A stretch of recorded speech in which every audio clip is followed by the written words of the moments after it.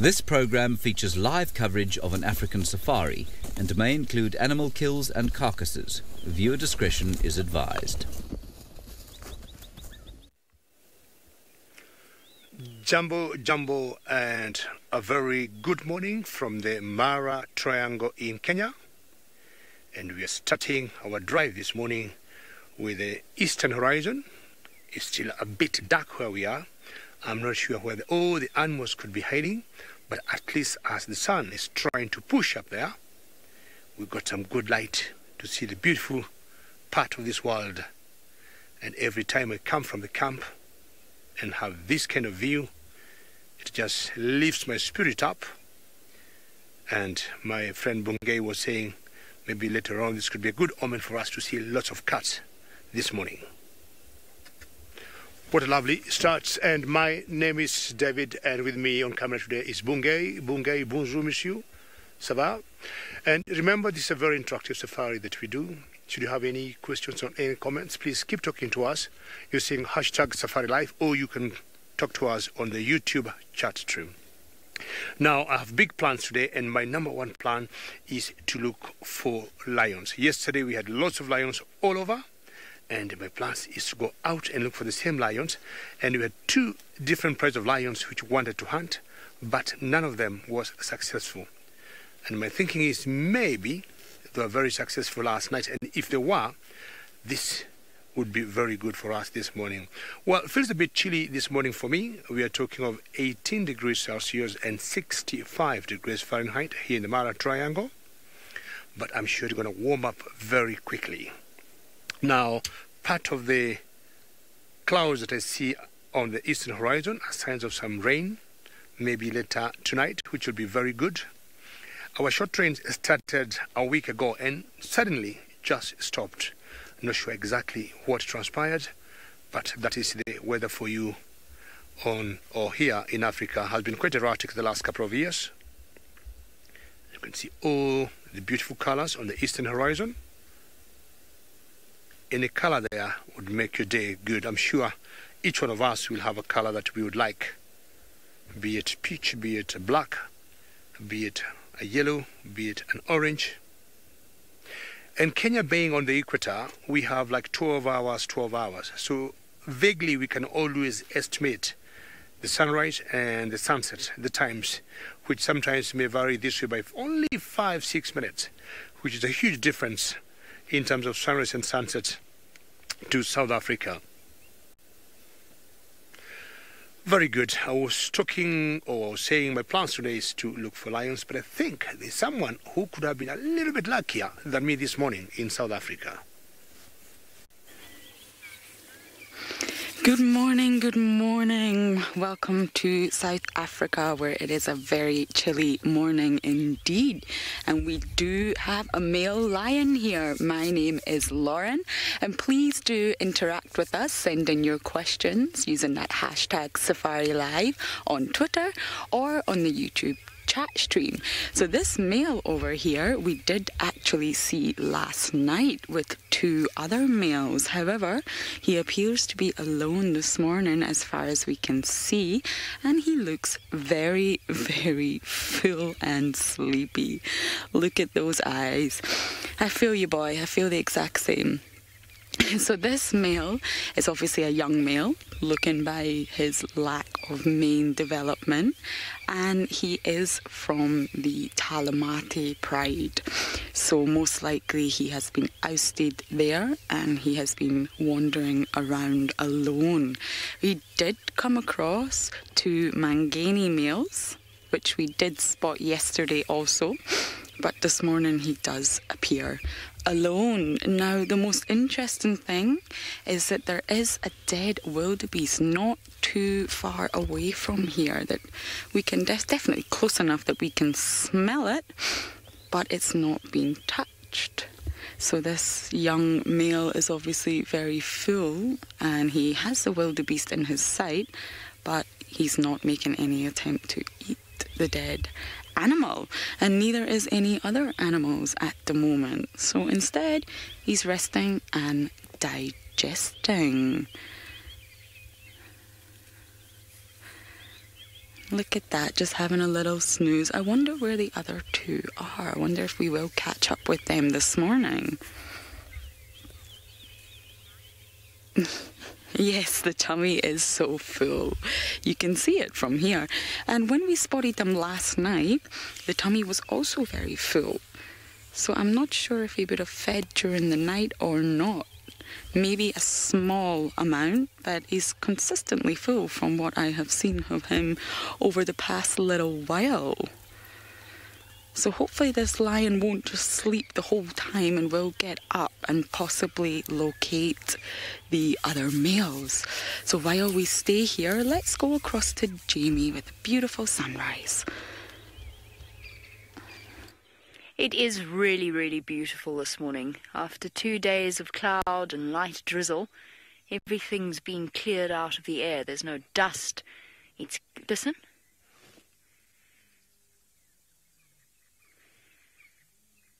There's lions roaring. I'm just going to wait and see if we can hear a second lot. They're making their way towards Lauren. I wouldn't be surprised. I don't know if her lion's roaring. I don't think so. Looks like they must have moved all the way from the western side of Djuma, because this is why we're here. We're actually walking along lion tracks that walk along this road. And I wonder if it didn't cut back in the direction of Lauren's lion. I'm sure that even if they are feeling particularly full, I'm sure that wildebeest carcass is going to be a point at which they convene. I'm just listening to see. I can't hear anything. This morning when we were standing outside camp, we could actually hear lions off in this direction. Anyway, good morning. My name is Jamie, and this morning Jean-Ray is on camera with me, and we are across on foot looking for both lions, if we get that lucky, if we can catch up to them, or alternatively hukumuri. Because last night, I'm just checking this road for tracks, because I saw the tracks coming off in this direction. Last night, I had to leave Hukumuri with great sadness. There's no lion tracks here. Because it was raining, which was not what I expected at all. But it was pouring down, so we had to race back to get our roof and then come back out again. And by the time we got back, he was gone, vanished. So he did try and hunt those impala. For those of you that were watching the sunset safari, he did give it a really good go. He missed. He chased some babies around for a while, missed those, and then continued on his way towards the sort of northern end, northwestern corner of Djuma. So we're going to go see if we can find him. But I want to try and get to the lions first, because they tend to go very quiet very quickly on these hot days, and it is going to get hot fast. So we'll keep following. We'll go back towards where Herbie is. Paula, thank you. You say that you're glad that we got rain. I'm glad that we got rain too, actually. It wasn't very much, but it was enough to just soak into the ground, just to keep that moisture that had already collected from the big rain from evaporating too quickly. There's a stump there. Okay, there's Jean-Ray. Our cameramen are so dedicated to their work, they often fall down. Right, Herbie's up ahead. For those of you who don't know who Herbie is, Herbie walks ahead with us to, first of all, make sure that we're safe, because obviously I'm walking, talking, I've got an earpiece in my ear. It doesn't necessarily make for the most focused approach. Look at the tiny impala. Cute. Look at this tiny little track. He's sweet. Where's the nice adult in comparison? There's a nice adult in comparison. So here's my thumb on this baby impala track. See it there? That's it over there. So that's it with my thumb. Now this is what an adult impala track looks like. There we go. See the difference? Tiny, tiny little feet dashing about. Probably being very terrified by hukumuri last night. Here, there's a little baby track inside an adult's track. Disproportionately big, actually. I mean, they look tiny, but when you think of how tiny the little things are, their feet are actually quite large. cute little miniature perfect hooves. Right, we're going to see if we can catch up with Herbie, get his assessment on what he thinks those lions are going to do. While we do that, the search for lions does not only happen here in South Africa, it happens in Kenya as well. Let's go and see if David was successful. Well, it's time to look for cats, all of us, and this is the best time for most cats to be out and about, and not only in Joma in South Africa, but also here in the Mara. Last night had a very interesting sighting where I saw the sausages. For those who have never joined us before, sausages is a pride of lions, quite a distance from here, and it normally has 5 females. It's got 3 cubs with them. And when they were lying down another 50 meters, a savo cat just happened to appear on the frame. And I was with Manu, and Manu just picked up a savo cat, and we were like, of the 3 cubs in that pride, initially there were 4. We got 2 that are about 3 months old, and 2 that were then, I would say, 2 months. And we lost 1, and temporarily Manu was saying, oh, the lost cub is back. And we're like, yeah, we got the missing cub altogether. But I told him, the cub looks a bit different. It had spots like a cheetah, but just simply because it was a bit dark, we couldn't see very well. Well, those are the dynamics that will always happen out here in the bush. And again, as I said last night, for those who are with me, we lost that 1 cub and we do not know what happened. Today, I am not going to the Sausage Republic. I want to go to a marsh area.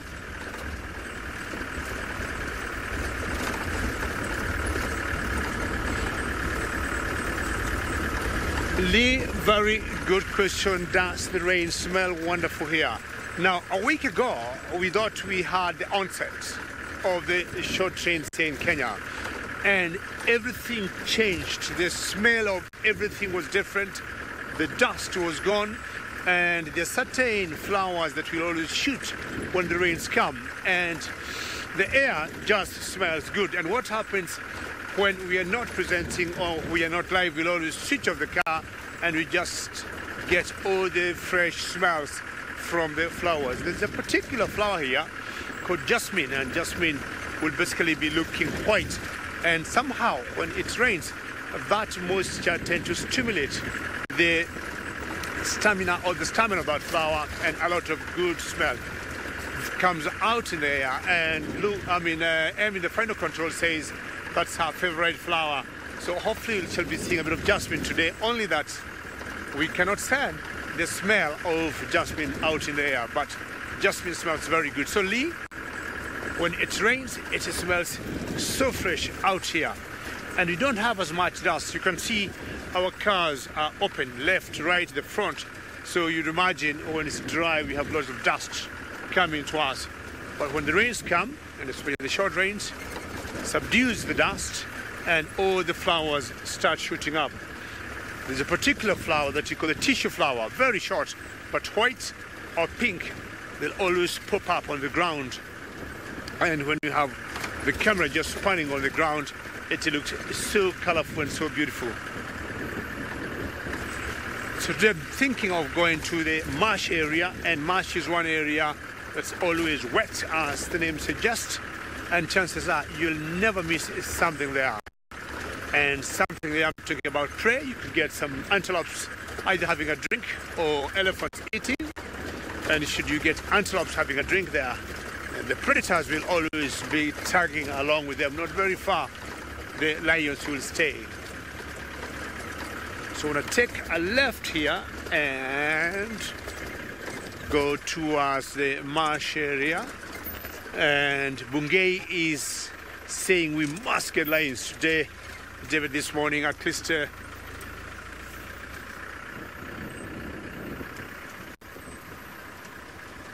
Giraffe Girl, you're talking about the 2 cubs, and I guess Giraffe Girl, you must have been with us last night, and if you are, thank you very much, and I'm always happy to hear your name, and always stay tuned. Yesterday, Giraffe Girl, of the sausages, we only saw 1, the youngest cub, and of the 5 females, we saw 4, and we missed 1. And my guess is The one that we did not see is the one that had the two big cubs. And I had a few thoughts about that. Most likely she was out somewhere and she could be having a kill and she was eating it. We stayed with them until about 8:45, 9 o'clock giraffe girl, and they did not show up. Not that I'm worried, but most likely, as I said, she could be having some kill somewhere, or she was with the Oldonyo pike. The sun is pushing up. Most likely she was with one of the males or both of the males of the Oldonyo pike who have been hanging a lot with them. We haven't seen Kipuli. Kipuli is one of the main males around that area who always goes with two youngsters, and they are nowhere to be seen. But the Oldonyo pike, those are two of the different males, have been coming to hang out with those sausage girls. The sun hasn't pushed up as yet, but I'm seeing some different colorful cloud in the background there. And looking down that bright part, that's why I hope the sun will come out.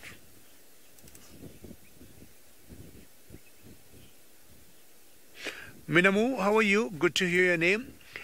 In general and always, the lion cubs will always stay with their mothers. They do anything they can to avoid to stay with the males. But, Minamu, if the males around are the ones that will have sired those cubs and the mothers are 100% sure about that, lying together.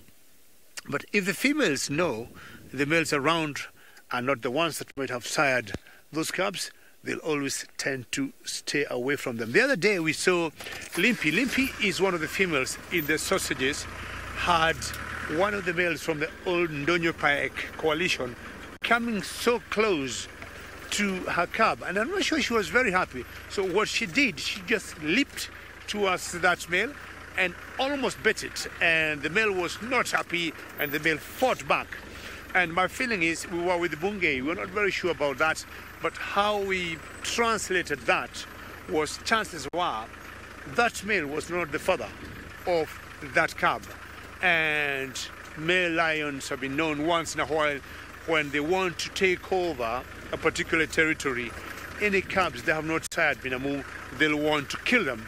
And as soon as that happens, generally the females will come in estrus and they'll start mating again so that they can have their own. It was quite dramatic because either Limpy had a little snooze and the cub walked slowly towards that male, and when Limpy opened her eyes, so the cub very close to that male, and she wasn't very impressed, so she just leaped straight to that male, and there was a drama for about 45 seconds.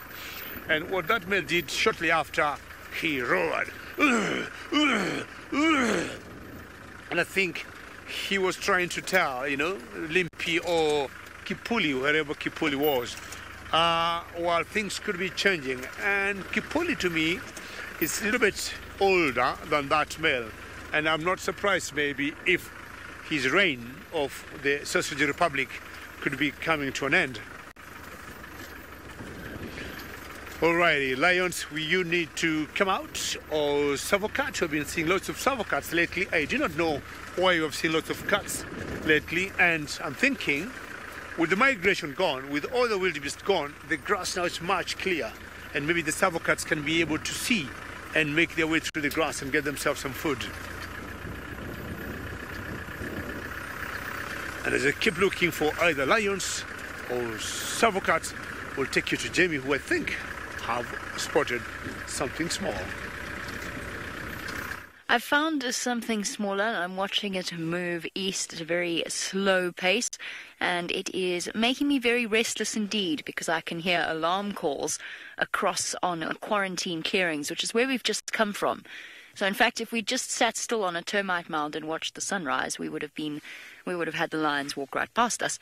So we're going to turn around and go back in that direction. But first, because it is now post-rain, here in the sort of the beginning of our rainy season, all sorts of interesting things are coming out. For our newer viewers, I don't think you've had the basics of this particular animal. This is a millipede. Now, I would be far less comfortable around its cousin, the centipede. The centipedes are, of course, venomous. They bite incredibly painfully. and they're just all in all quite unpleasant. I think most of our regular viewers know that I have a soft spot for all things except centipedes. Millipedes, on the other hand, I absolutely love. They remind me of my childhood, spent harassing poor shongololos, for that is what we call them, and feeling the soft little feet as they walk over your skin. You can see the way that their legs move in waves, backwards and forwards. They're awesome creatures when you look at them that way. Okay, we're going to go now. The alarm calls are there. I'd rather move now and see if we can we're going to go back onto the road because it's just quicker for us to move through the bush. And we'll see if we can get down towards where those lines were. Sorry, Millipede, you are nice, and I'm happy to see you. But it's time to go. It's time to go, it's time to go, it's time to go. Okay. Slight degree of control. Obviously, running is probably not the best idea when following up on alarm calls in search of big cats. But these alarm calls are close enough. Sometimes we do it, though. When we can hear alarm calls, we start sprinting in that direction and then slow down. Paula, yes, absolutely. My favorite pride, hands down, on Djuma that is the Nkuhumas, purely due to the fact that I've spent as much time as I have spent with them, watched their cubs grow up, seen their cubs since they were tiny little teddy bears, as James described them. So I do have a soft spot for the Nkuhumas. When I first arrived here in 2015, it was just before the beginning of the transition when the Birmingham boys came in. And I watched them go through that terror and chaos, and the pride split and pride members were killed. It was just so tragic that I formed quite a deep attachment to them. The sticks went through something similar, but because I've seen the sticks less often than I have the Nkuhumas, I haven't formed quite the same level of attachment. It's not to say there's any difference, not to say that the sticks are any worse. It's just time spent with an animal. It's just inevitable that happens. In the Mara, the Owinos. The Owinos are my favorite. I spent a lot of time with them during last year's migration special. Oh, I can't see anything. I could walk into a tree quite easily, like that poor wildebeest apparently did. So the Owino pride, I watched the cubs also from tiny, then they disappeared for a while and then they popped up again. So they will always have I'll always have a soft spot for them. Of course, at that point we were still calling them the sausage tree pride, for that was what we were told they were called. And they were originally part of the sausage tree pride, apparently, according to the other guides in the Mara. But they'd obviously split off just before we started there. So the Owino pride I am particularly fond of. I like the sausage tree pride, but the Owinos will always be my special cats. Okay, we're going to lengthen our strides just a little bit, make our way towards those alarm calls. Let's go to David, who has not yet managed to find his lions, but he has found something equally exciting.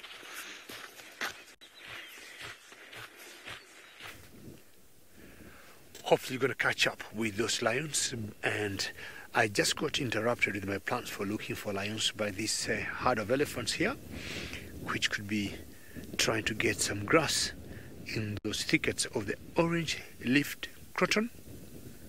I've never seen elephants. They do eat orange-leaf croton, but not as much. Either they're not very palatable, but they don't eat them a lot. I'm sure these elephants might not go very far. I'm trying to think. I'm seeing a cat in front of me. I don't know how far, Bungay, you think that lioness could be before maybe she disappears in the marsh there. I thought I saw a lioness majestically walk into the bushes. And I'm sure she'll come in the frame. Very good job, Bungay. That is a lioness. And not very sure what pride she belongs to, but from where I am, my guess would be she belongs to the marsh pride. She's walked, stopped, and looking. She could be having a mission. She could be having an intent to get somewhere. Fully grown female. For now, I'll just guess she belongs to the marsh pride. But once I see the rest of the pride, I'll be able to know who she belongs to. Yes, and M, the final control, says, how gorgeous she, quite majestic, looking in very good shape. One big plus about the Mara Triangle lions, they always have a lot to eat. And the migration having just left here, most of them were left in very good shape.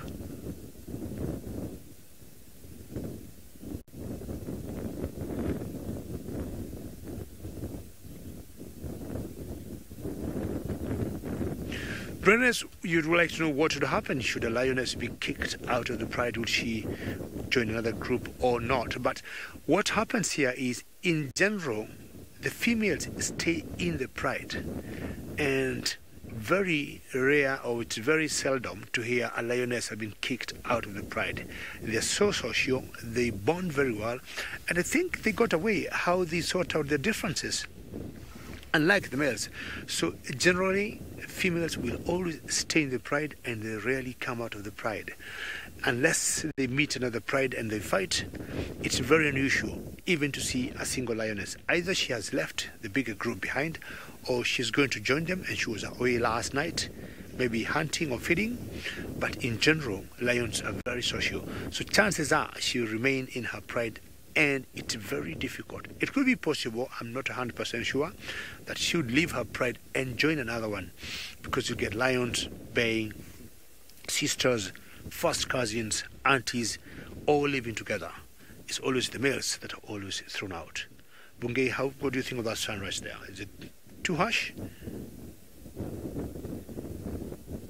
Temporarily just leaving our lioness alone as she walks away, and enjoying the gorgeous sunrise coming up now, finally.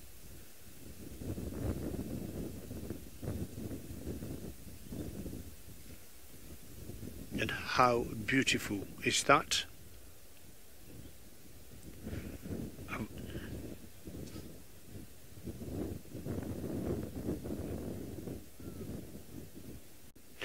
Liz, which animal is the most vulnerable to the predators of the Mara? I think, to me, I would say zebras have suffered, left, right.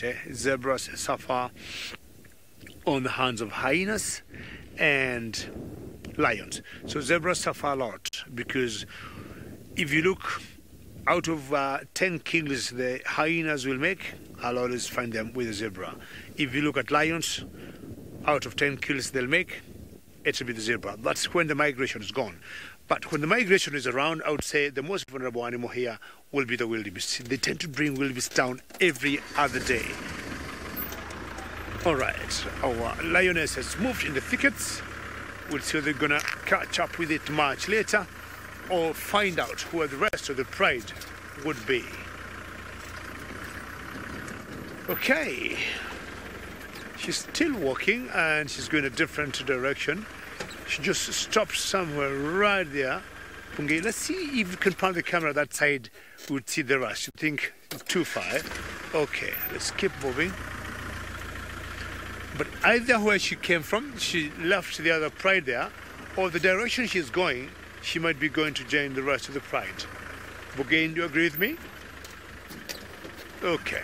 We're going to be taking a big loop, because chances are either she has a mission to wherever she is going to look for some food, or I'm thinking now she's going to rejoin the rest of the pride. Because she came from that direction, and looking that way, I am not seeing anybody. So my best bet would just go and turn that side she's going. Are you seeing anything there, Bungay? Did you want to put your camera there? Nothing, eh? Okay, let's keep going. How far those elephants there, Bungay, with that light? There's some lights, Bungay, the other day told me it's called the golden light. And I'm not sure that's what he has been talking about. I want to watch those elephants there. It's just crazy. And such a beautiful background they got. And that's fantastic. Bungay, is this the golden light you've been telling me about? Yeah, Bungay says yes. I told him of sunrise the other day, and he told me to stop talking about sunrise and to start talking about the golden light, and this must be it. And you can see all the white tusks, the contrast of the bodies of those elis and their tusks. They must have cleaned themselves during the short rains we had. And yeah, I also agrees with that advice from Bungay. I should stop talking of sunrises and talk of golden light. And if that's the case, I would agree with you, because this is so beautiful. Not flopping ears a lot. As we know, elephants will cool themselves using their ears. And because it's still early in the morning and temperatures are low, even that calf there in the middle is just busy eating, and nobody is moving the ears, maybe giving the muscles of that important body organ time to rest before it starts warming up later in the day. Any herd of elephants, however small it will always have a leader who will be a female, because just like the hyenas, they're very matriarchal. The escarpment you see in the background there is called the Ololol escarpment, and our camp is not very far from there. Please keep remembering, this is a very interactive safari. Keep talking to us on the YouTube chat stream, #SafariLive on Twitter, for any questions or any comments. So I'm trying to imagine the matriarch or the leader of that herd there is one among them, and not necessarily being the biggest in size. I think what counts most when they choose a matriarch is the age. The oldest in general will be in charge of the group.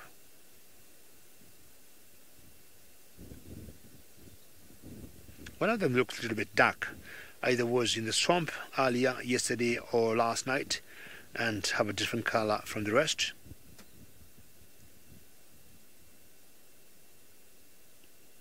This must be something nice they're enjoying at that particular point.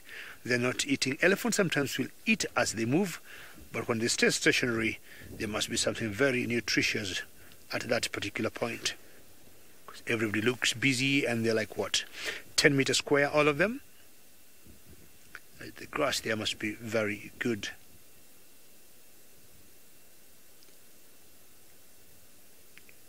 All right, Ellies, will allow you to keep enjoying your breakfast and move on.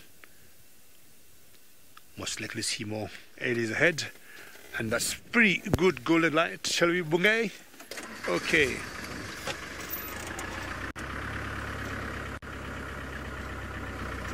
Very good. So that particular lioness came from that direction. I can't see anything there. She went this way, so one go here and then take a left and find out where she was going.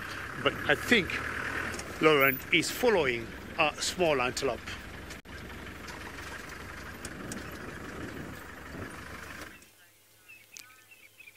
Yes, just an update. We did leave that young male lion because we heard other lions roaring nearby. So we have been looking out for them, but we just stopped here to have a quick look at this little herd of impala that are disappearing as we speak into the bushes. So we are going to continue our search for the lions, maybe head back in the area where the wildebeest carcass was. Funnily enough, nothing had eaten that carcass, nothing. It was perfectly together. So we will go back there and see if it has attracted any more attention, and hopefully we will find those other lions that were roaring. So let's move now that the impalas have disappeared from us, and hopefully we will be lucky enough to come across them. If not, we will go back to that other young male, who I don't believe will have moved much in the space of time that we have been driving around.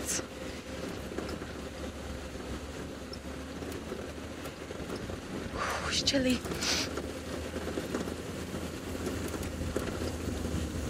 Yes, the MGM Impala are so gentle. I love them. That's why we stopped to have a little look at them. And of course, there is lambs all around that are just absolutely adorable. It's always worth having a look to see if there's a lamb. So what have we got here? Yes, they are so cute and small. Now we're listening here. We do have a woodland kingfisher, I believe. Isn't that exciting? Are we able to get a look? Or are we...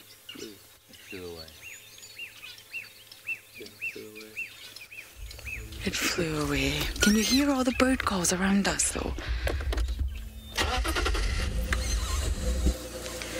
Yes, it's beautiful just listening out for things. Luckily I have got my 2 spotters on the back, and how rude, I did forget to introduce my cameraman, Mr. Batman. I apologise about that, Craig.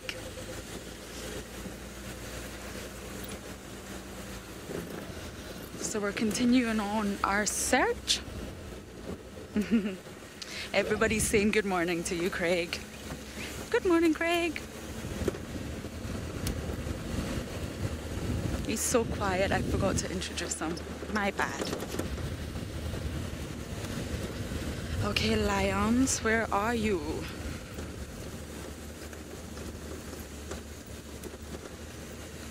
It's not an easy task driving and talking, you know. I'm still developing that skill. Okay. Thank you, Emma. I appreciate that. So while we do drive and I perfect those skills, let's go across to Jamie on the walk. Very complicated, you know, this whole walking and talking thing. It's a bit like, oh wait, how do you do that again? Yeah, it's like doing that. Or that. Or whatever it is you're meant to do, you know, when you trace the number 6 and rotate your ankle in the opposite direction or something, I don't know. Swing my arms in opposite directions, what, like this? Is that opposite? Yeah. Yes. While walking and talking. That's a special skill. Not everyone can do that, you know. Walk, talk, and swing their arms in opposite directions. So we're keeping moving just because we're trying to catch up with those alarm calls. So forgive me. Once we found these lions, if we find these lions, then I will stop and look at the little things. But for now, we're going to keep on strolling to see what we can see and what we can find. And of course, to beat Lauren and Craig to the first woodland kingfisher on camera, I believe, because I can hear them all around us, and I cannot believe that we have not yet managed to get one on camera. I've seen them. I saw one the other day just before I came back from leave, so they're here, they're around. So I think that's what we're going to aim to do. Okay, Lauren's in. Lauren's got a slightly easier job of things because she's in a vehicle. Jean-Andre has to handhold his way. It's a bit like doing this. Filming and walking. Herbie's looking very focused in that direction. Oh, nice. Let's see if we can get these guys to play nicely. There's a family of dwarf mongoose. Or perhaps it was a slender, actually. I just saw movement. In that, see the termite mound there, Jean-Andre? This one here in front. Oh, there's a squirrel.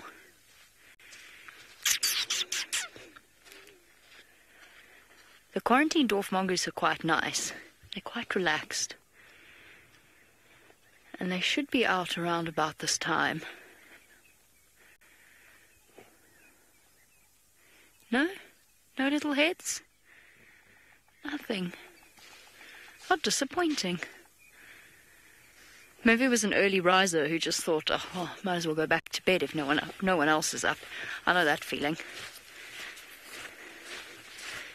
This morning, for example, Brent's got the morning off. And there's nothing more irritating than having to get up at sort of 3:45 in the morning and looking across and seeing someone fast asleep, tucked up all cozy. But then I looked outside and saw what a glorious day it was going to be, and then it wasn't so bad. Then I was excited to come out. Right, we are deeply, deeply unentertaining at the moment as we focus on finding our lions. Fortunately, the other members of the team are better at their jobs, and David has managed to find us a jackal.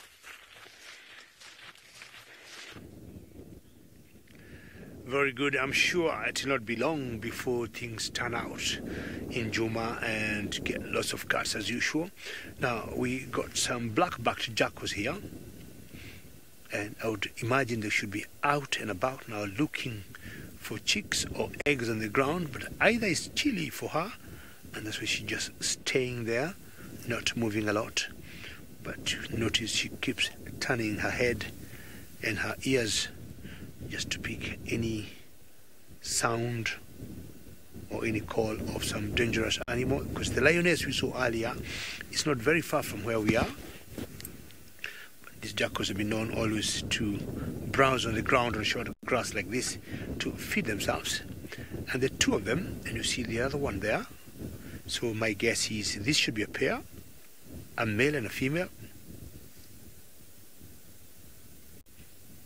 We got this. We also have the golden jackals in East Africa, but these are called silver-backed or black-backed jackals. Marek, you say they got ear radars. You are very right, because these predators or these little jackals being that small, they need to use their ears to pick any concern. So without proper ears that they can just switch, see how they switch them around? They count a lot for them to pick any slight sound from would be a predator, be it a wild dog, for example, or hyenas, which have been known to come and predate on them. In the Mara, the biggest concerns are hyenas, and once in a while lions have also gone for them and devoured them. So you see, turning the ears like that helps them. If they don't see very well, they can pick any slight movement even on the ground. Very monogamous, I would say. You'll always get a male and a female together. And they could either be looking for chicks or eggs on the ground, but also they hunt for themselves. What would happen is they're not very strong, they're not muscular like, hyenas or lions or leopards, but what they do, they're very resilient when it comes to running, and not as good stamina like the hyenas, but they can keep running for a long time, and they'll always zero in on small little lambs, for example, of impalas or baby Thompson gazelles, and as they flee, they take off. They just go jogging, and they keep chasing them until these lambs or fawns of the antelopes give up.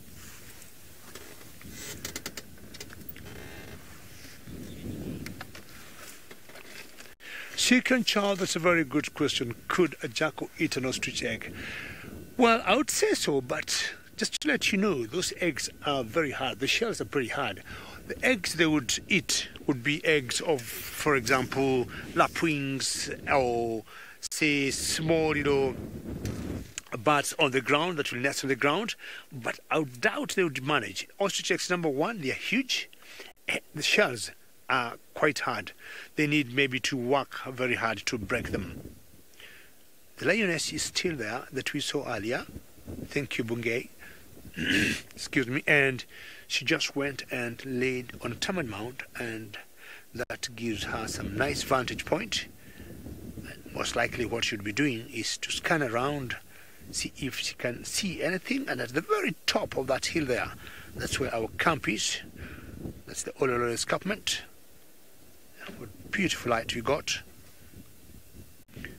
When I talk of Ololo escarpment forms one side of the Mara triangle.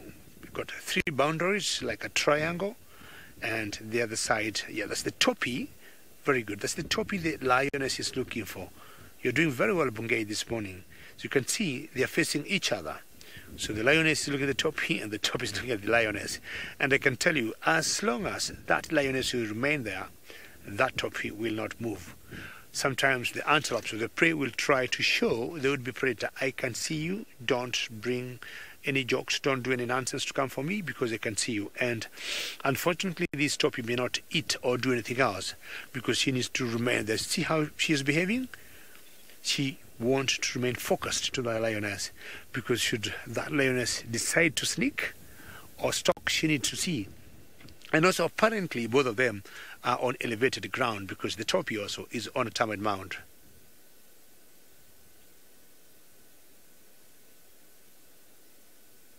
Francis, you're saying which predator would win? I would say for me, I would still support the hyenas. If we consider all the predators in the Mara Triangle, I would say the hyenas would. So I was talking of the Mara Triangle earlier, and I said the Ololo Escarpment forms one side of the boundary, and the other two sides are the Mara River, and the other side is the boundary between Kenya and Tanzania. So the lioness is right there, watching at that topi, and I highly doubt she'd be interested to go for the topi. And sometimes they just lay down wanting to chance of anything else. There's a car that just passed there, which I'm sure want to come and join us and watch this lioness, which has such a gorgeous vantage point to spot any game. Most predators and most lions have been known to get to such areas where they can see like 360.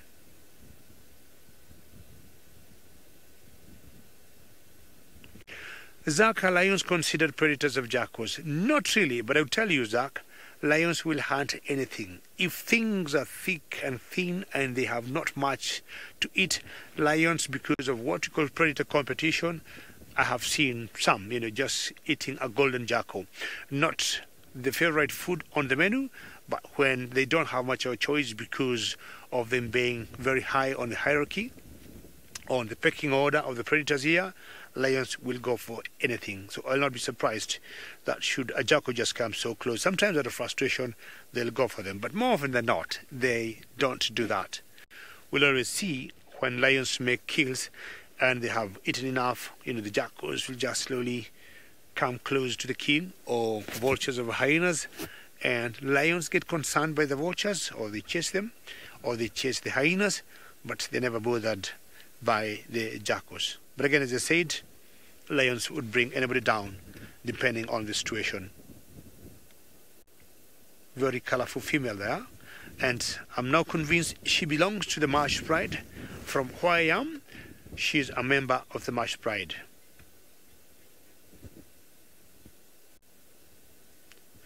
Irene, do savos and the jackals, and especially the black jackals, compete for prey? Yes, they do. They have a lot of commonality in food, and they definitely compete for prey. But if Irene, I would compare the two species, I would say the savocats tend to do better. They have better hunting skills, and they're better designed, I would say, in their body morphology than the jackals. Yesterday we saw savocat, but when you should see a savocat, they can jump in the air, say to, catch a bird for themselves, and they're very fast, and they have a wider choice of food. Talking about insects, the savos will also go for frogs, they'll go for any small little birds, they'll go for rodents, reptiles, any skinks or reptiles, or lizards on the ground.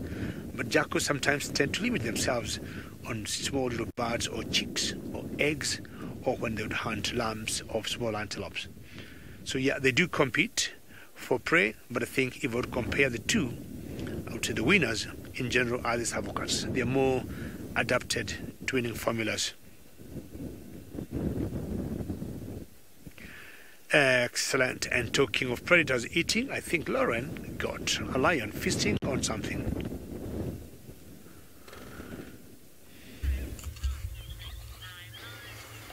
I did find something indeed. We came all the way back to the wildebeest we were telling you about, and here we have it, the same male that we spotted earlier on, the young Talamati male, who is clearly having breakfast. And I must tell you, the smell is absolutely horrendous. I could not be any more honest than that. It's a really powerful, overwhelming smell. So obviously this lion is currently alone at the carcass, and this carcass was here last night. It was spotted last night, so only now is something feasting on it. Now there are vultures around. There was one hooded vulture when we first arrived, but it flew off. So I wonder if some vultures will try and come back in and get their breakfast too. You can hear that. You can actually hear. Can you hear it? What a noisy eater. It's like one of these people that don't have any dinner manners, table manners. Oh, nice slurping going on there. So this male, who we saw earlier, was quite a distance away from the carcass. And he was obviously just keeping his eye on it. And making sure nothing else came in until he got hungry. He was obviously full, not quite ready for breakfast, and then has decided to come and have a feast. But he's constantly looking around and listening. He knows that there will be other animals around coming, other lions that we heard, possibly even hyenas, and of course the vultures. So he knows that other things will come soon. Oh. He's listening very intently. Yes, Mrs. Lapwing. Yummy snack. I can't say I agree, but he certainly seems to be enjoying it. I just can't get over the size of this male. It's huge. Look at those amber eyes.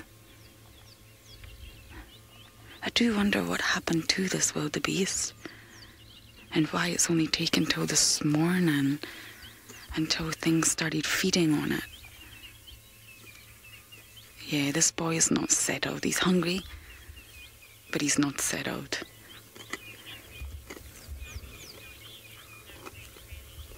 Yes, Wendy, how can he still eat with that big belly?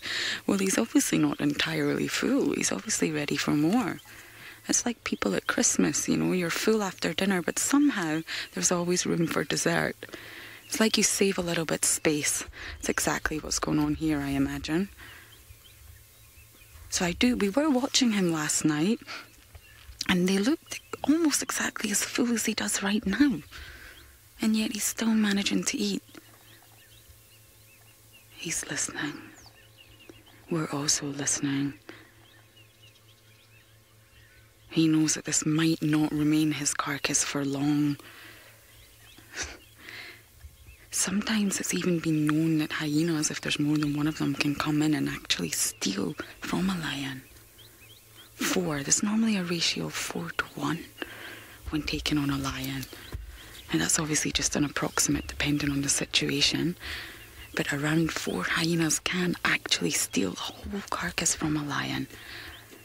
Can you hear him? Slurping.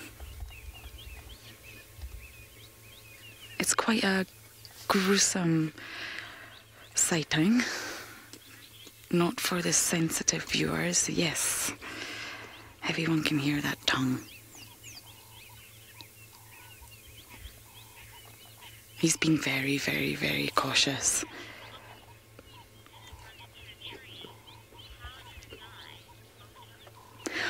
Octo, honestly, that's a good question. I have no idea. I really have no idea how this wildebeest died. I could only speculate. We did see the lions last night, and the wildebeest was spotted by Jamie last night. And again, I have absolutely no idea. We did spot an unusual item at the back of the wildebeest, so there is a potential that it could have been a breached birth. But again, that's just a speculation. But it's interesting to think exactly what happened here. And again, I'm not sure I'll ever get used to the smell. It's overpowering. He keeps looking in the same direction. We also have to be aware that there's a lot going around here.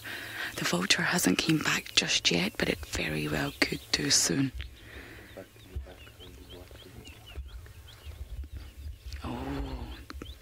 There's a water buck in the distance. Be careful, water buck. Yes, Emma, oh my goodness. The lion's up now, and you can actually get a great view of this huge belly. If it wasn't so obviously a boy, you could even think it was pregnant. It's huge. Yes. He's moving around the carcass now. He knows the water buck's there for sure.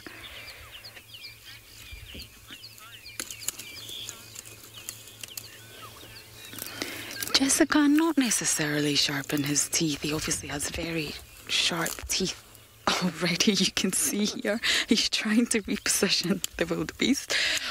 But there is some trees in the way, boy. Oh. Yep. It's a bit clumsy there.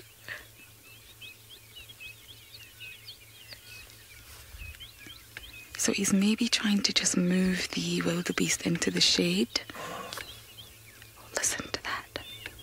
Because the sun is coming up and it is marginally getting warmer. And he knows that the vultures are going to come down. I can even feel it getting slightly warmer. Yeah, he's not happy that he knows that he needs to move this carcass. And you're actually able to see what we were referring to with a possible breached birth here. It's not too pleasant to look at, but you can see why we thought that there. He doesn't quite know how to move this carcass because there's a tree. What are you going to do? I do wonder if the other male lions that he was spotted with last night will come along. Well, he gave us a much nicer view. We're able to see him, but not quite in such gruesome detail.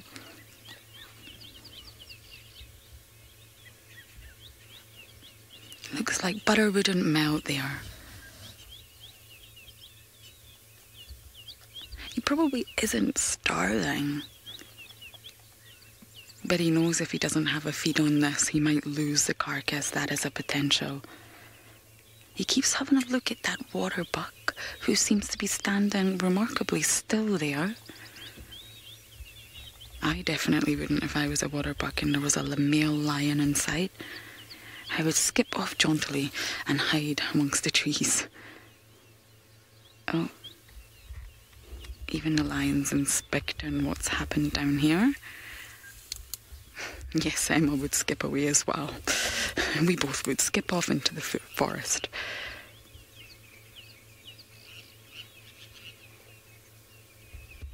Yep, there's lots of bird noises and he's listening to them. Yes, Sean, I agree. Nature is savage yet beautiful. This is my first time spending so much time with a male lion like that. I've never seen one feeding before. So it's the first time for me as well.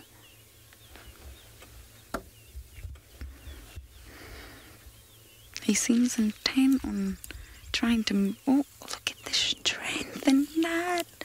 Isn't that incredible? He's moving whole wildebeest just by his teeth. Yeah, Emma agrees, it's crazy. Now there is a sort of tree stubs, broken branches there that seem to be in his way. If only they weren't there, you might be able to roll it over into the shade. That just shows you the sheer strength of this animal. Oh, now he's trying to paw it.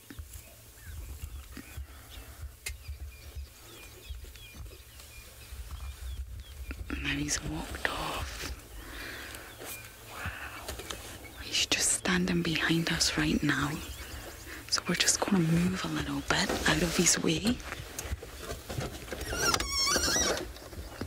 Bear with me.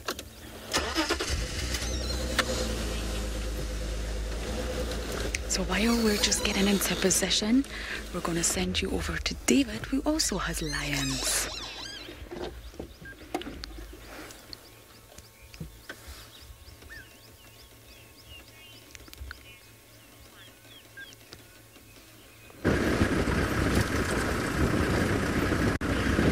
Well, very good, and well done. Keep that lion very close there, Lauren. Don't go anywhere. And he's a male that does not ring a bell to me. He's a male that I must not have seen. But talking of their vocal males, those are my familiar ones. And lions, apart from wildebeest, they'll also once in a while, if need be, bring down some antelopes that we call the toppies. And we got some nice toppies here, which again coming out in the wonderful golden light from Bungay.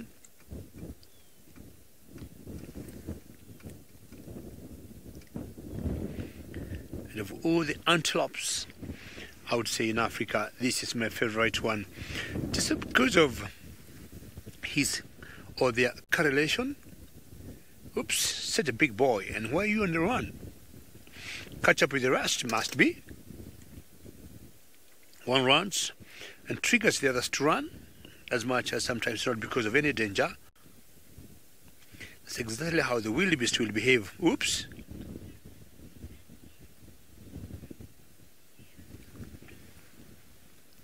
Currently asking, are antelopes considered goats or deer? A very interesting question. I would say more goat than deer. More goat than deer for a few reasons. Number one, look at the horns there. They definitely look like for goats. And if you look on the horns on the deers, they have like branched horns.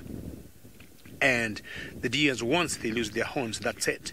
But goats and these antelopes here, will always have their horns permanently in their life. But the deers, they'll keep shedding their horns every season, depending on what species of deers they are, and then we'll always regrow them. Now the goats and these antelopes here, Karen, once they drop their horns, that's it, they're done. So I'd say they're more goats than deers. Catching up with some zebras there. We're talking of the migration earlier and said most of it, or the migration, has headed due south, but that does not mean all the wildebeest and the zebras will go. We'll have some that will always remain around. I've always compared the animal species we see here in the Mara Triangle and the ones we see in Juma in South Africa, and the topi here is very similar to another antelope that's called the sesame that you'll see in South Africa. Apparently, I don't know where exactly they are. I didn't see any in Juma. I might be giving Lauren some pressure and Jamie to work very hard and make sure they see a sesame and take a picture for me. And sesames, we would call them cousins of the topis. Impalas there, or those elands there, huge antelopes to the left of the topis. To me they look like elands, and elands are the largest antelopes we've got in Africa, could be in the world. And you notice how peaceful the animals coexist here in the wilderness, having topis there, zebras and the elands, and the elephant also in the background. Got some elephants there. Very good camera work, Bungay. And this is the peacefulness that we see every day we are out here on drives, until it gets interrupted by a predator. Should a predator of any kind show up here, and I'm talking even a jackal, you'll see the dynamics will change. And as much as the elephants will not worry about the jackal or the tortoise or the zebra, but you'll get them all standing up and looking and wondering, don't come close to us. Just by the look, or just by a jackal appearing, at the site, it just worries these herbivores. But of course, if it will be a lion, then that will be a big concern, and you'll see all these animals behaving very differently.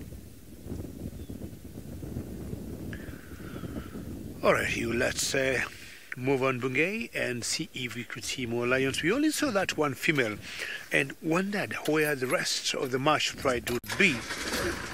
But it's not one. Once in a while you get the female going on her own, or if she has plans to hunt.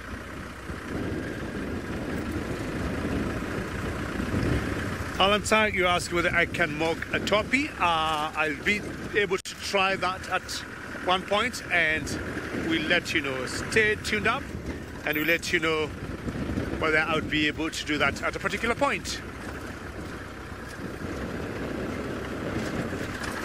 Alrighty, lions. And if they don't show up, I'm also thinking to go to a particular area where we have been seeing rhinos the last couple of weeks. There's one particular area we have almost seen every 2-3 days black rhinos, or anything else that may show up. Today it will be nice to watch. We still have Bungay's golden light. Alrighty. Did you see something there? Okay, we've got to keep going. Last night when we were finishing the drive, it was so interesting because I saw a black mamba on the road, but the drive was finished. And I almost ran over the snake, stopped and backed up to see if I could see it better. And it just disappeared. And we had a small little debate with Manu whether it was a black mamba, because Manu was saying a black mamba should be black, but it was all silvery and greyish in color. And I was reminding Manu that, you know, black mambas are not called black mambas because they are black. So I told him what you need to do is to jump out of the car, and we get our spotlight and we look for it on the ground.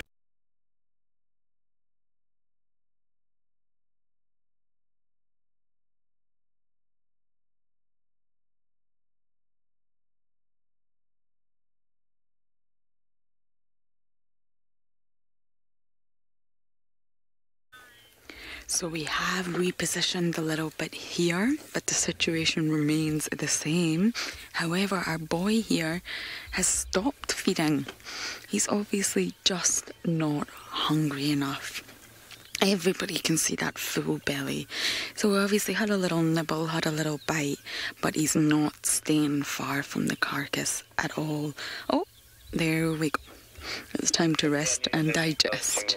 So he knows that any moment now other things will come and try and get their share of the carcass, which is why he's staying in such close proximity. So we will wait here and hope that the other males will come by. I am actually surprised myself not having seen any hyenas. That is what I would have expected. But you never know how the rest of this moment is going to pan out. It's very silent. We can just hear the occasional bird call and the wasp that is in my ear. Oof. Go away. But yes, it's very silent. So I'm really eager to see what will happen. Or very loud. Yes, Emma.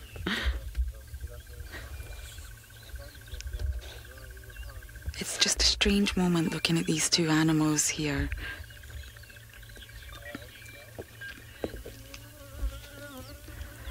Hi James, it's always great to hear from you. This wasp is not going to leave me alone. What has been the most challenging thing to learn about the bush? Well, I've been here well over a month now, and I think I've overcame many hurdles. So it's not only just learning about the environment here, it's learning how to read the environment. That's been the most challenging thing. I know the ocean like the back of my hand, but coming into a new environment and trying to read situations, listen while smelling, while driving, being hypersensitive to your surroundings. That's been the most challenging thing. I'm getting there, I think. James is obviously not agreeing with me. But yes, that's a good question. I'm getting there, but learning the surroundings has been the hardest thing. Oh, James said the roads. Yes, I'm having a little bit of a struggle learning the roads here. Luckily, we do have Google Maps and things like that out of here. That will save me. However, we are going to stay with our cat and his breakfast, but let's go in to Jamie, who I believe has another cat. Would you look at this?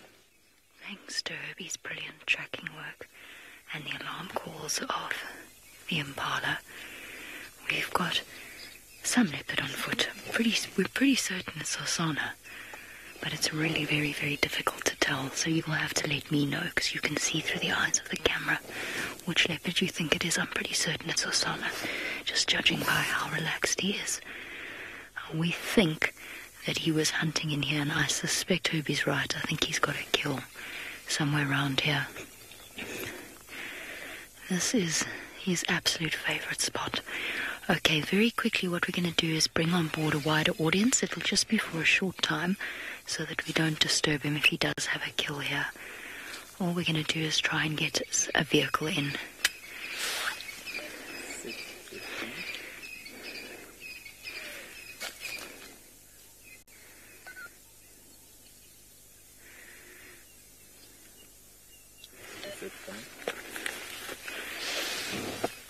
Now, there are very few opportunities that people get to spend time with a big cat on foot.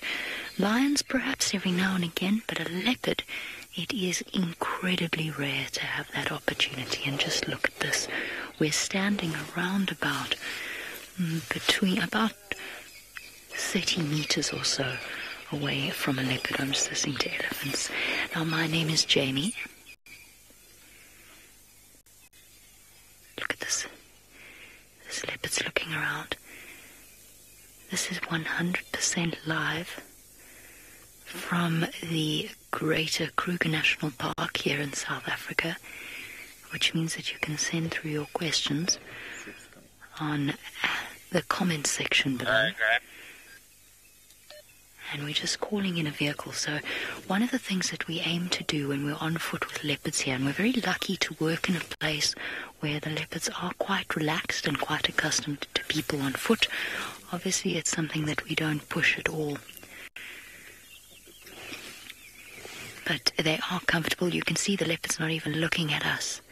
Sally, you say careful. Absolutely. We're always very cautious with leopards on foot. In fact, any of the big animals on foot, we treat them as we should. That is a completely 100% wild. But luckily, he doesn't seem to be seeing us as a threat. I'm not sure which leopard this is. I think it's a leopard called Hosanna, who I've known since he was 2 weeks old. But I'm not 100% sure. Roy Bacon says that they can see Hosanna's necklace. Yes. Okay, well that would be very helpful if you can confirm that it is in fact Hosanna. To also explain why he's so relaxed on foot, because we spent a lot of time with him as a cub. He's now nearly 3 years old. Now, all we're doing is just waiting for one of the other guides to make their way into this area.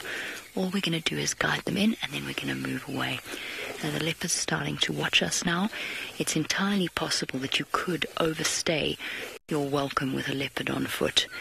So we just wanted to give you this very brief glimpse into our day-to-day lives here on SafariLive.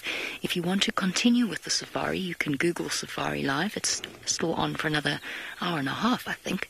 So if you do that, you can continue on. But for now, we're going to plan our way out of this leopard sighting and let the vehicles move in.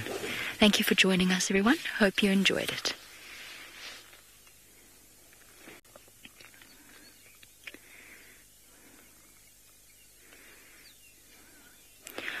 All right, now that we have moved to a slightly smaller audience, Herbie, you happy for us to stay for a little bit? Okay.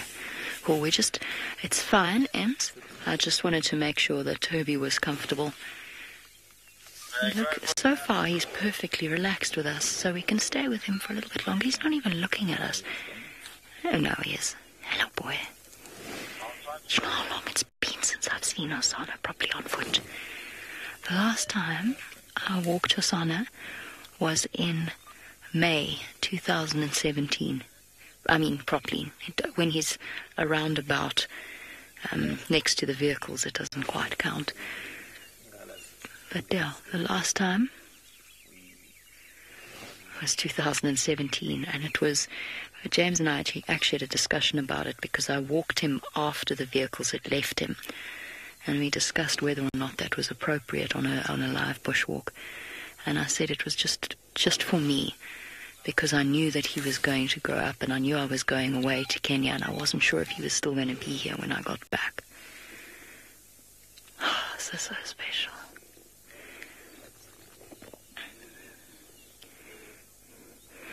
Now, he is alert, and many of you are wondering whether or not he's smelling the wildebeest. He's not, but there are lion tracks around here. There are lions somewhere in this vicinity. So that's what he is smelling, and that's what he's alert to. So although he's content to have us here, it's actually, there's something else that's unsettled him. There's fresh lion tracks all over the show. This is where we heard the lions, or close to where we heard the lions roaring from. Oh, Sana, missed this. This is so cool. How special is this? I don't think there's many other places in the world. I wasn't exaggerating. There are very few places in the world where you can actually spend time, this length of time, on foot with a leopard. Usually, when you're guiding, you go out, you find a leopard on foot, and then you leave. And you go back and you fetch your vehicle and you come back in again. So to stand and watch is a rare treat indeed. He's still looking very intently off to the right.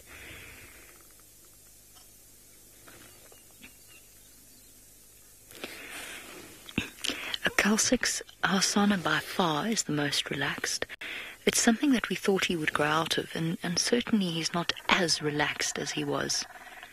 There's a woodhooper calling. He's not as relaxed as he used to be when he was just a little sprog.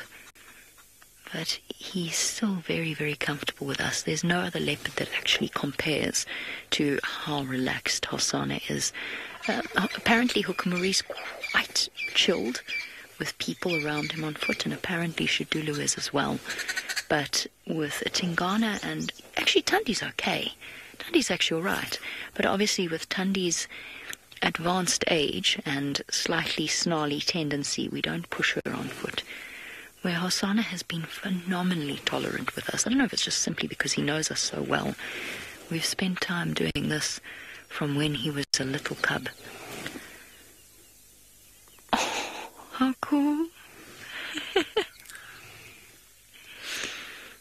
Oh, man.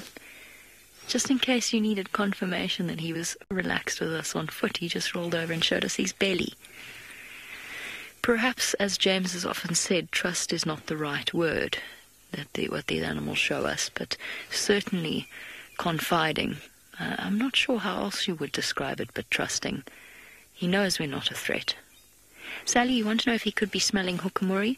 I don't think so. I don't know where Hukumuri went last night. I doubt he would have come this far to the east. I think he would have walked back onto either Simbambili or Arathusa, unless, of course, he caught something, which is also possible. But I don't think he's actually concerned by Hukumuri. Hukumuri was quite far away from where we are now. Mind you, so is Hosanna. From where I left him yesterday, he was east of Gari Cutline. He's obviously done a big circuit and come through here. I assume this is him. It has to be.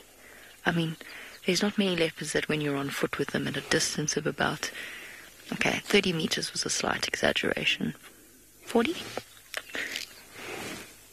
Roll over onto their sides and show their white belly. It's so cool. We don't even have to duck down. We're not pretending that we're hiding from him. We're not pretending we haven't seen him. We're not pretending anything, actually. I wonder if he didn't catch an impala, because those alarm calls went on for a long time, and there were lots of impala around here. Oh, now he's listening again. Oh, my boy. Actually, funnily enough, on our way into this drainage line, I said to Herbie, it brings back so many memories of tracking Karula and Shongila and Hosanna in here.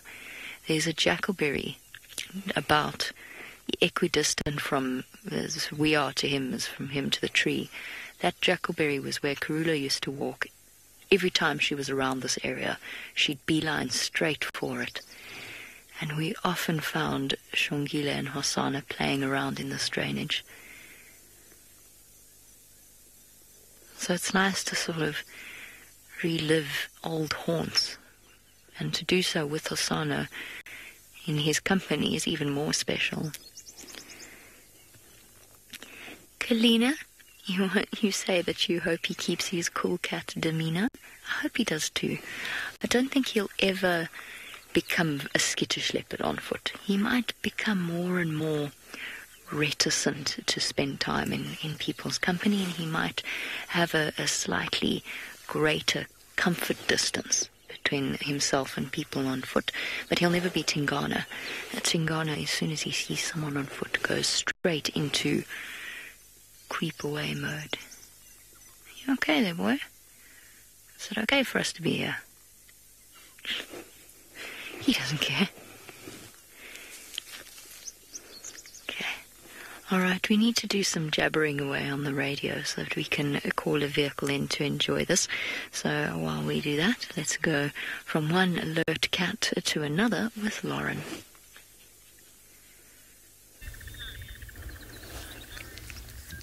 The situation has changed slightly. The lion was standing now we're back down again. But a hooded vulture has arrived very close on the scene. It's blocked from our view right now, but it's just up in this tree. I'm wondering if there we go. So it's very, very close, and the lion got a little bit uncomfortable with the arrival of the vulture, and I believe this means that more will come in. So the vulture's not obviously confident enough to go on the ground yet, but it's very, very close to the carcass. So let's hope that other birds do come down. I would be really interested to see exactly what happens with the lions versus the vultures here. Oh, okay. The vulture's now on the ground just ahead of us.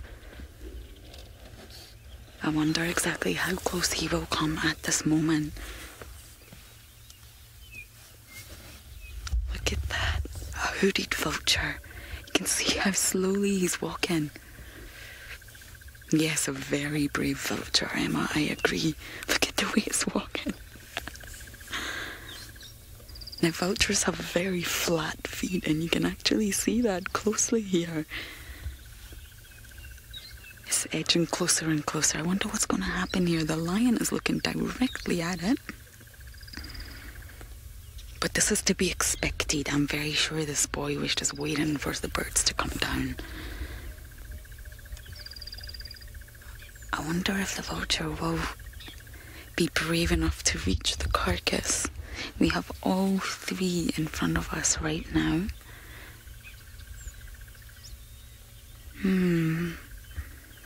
He seems to have stopped. The lion looks very unimpressed. I'm really not sure what this lion would do, and how quickly it would take for other vultures to arrive.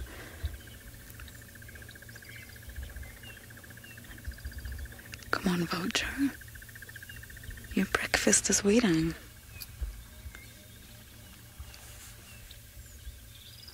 It's moving really slowly here.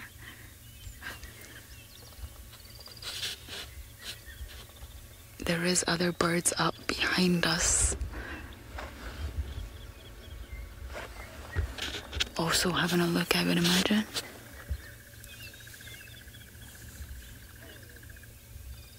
Are you going to get any closer, vulture? He's having a drink or a nibble on something. A nibble, I believe.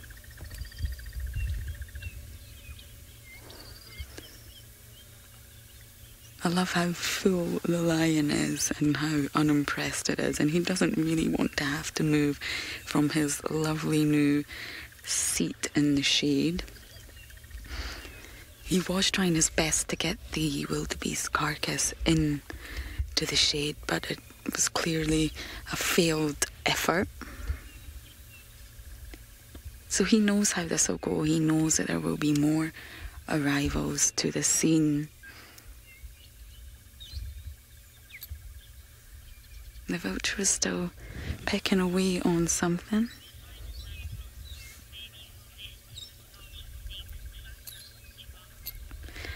Giraffe girl, possibly. I'm really not sure if the vulture will. Maybe not. Both of these animals are very aware of the presence of one another.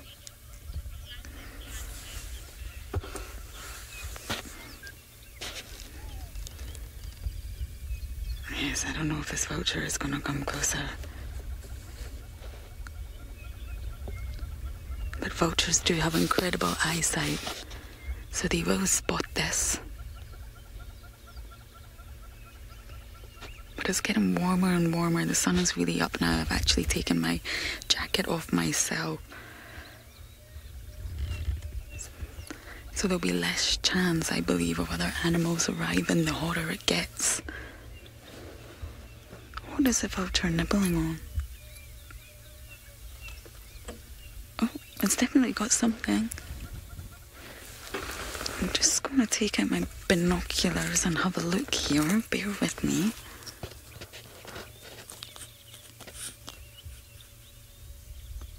still not able to see what it's actually eating.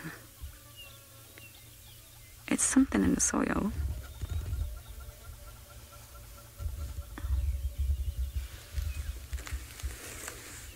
He's on the move now, though.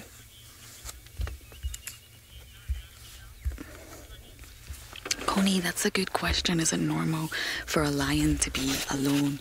So this boy is obviously a younger male, maybe around 3 years old, and he was part of the Talamati pride.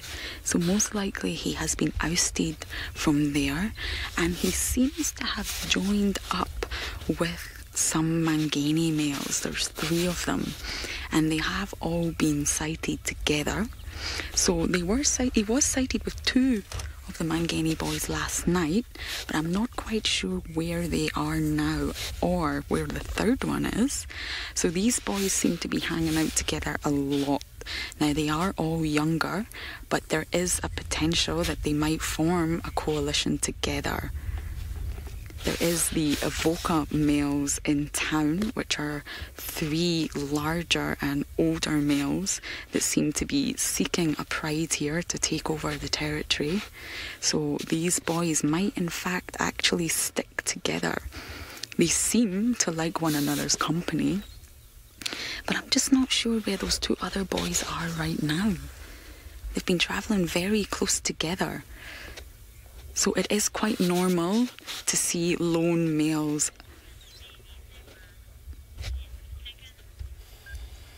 So let's go back over to the Mara for now while we keep our eyes on the vulture and have a little look at a baby zebra.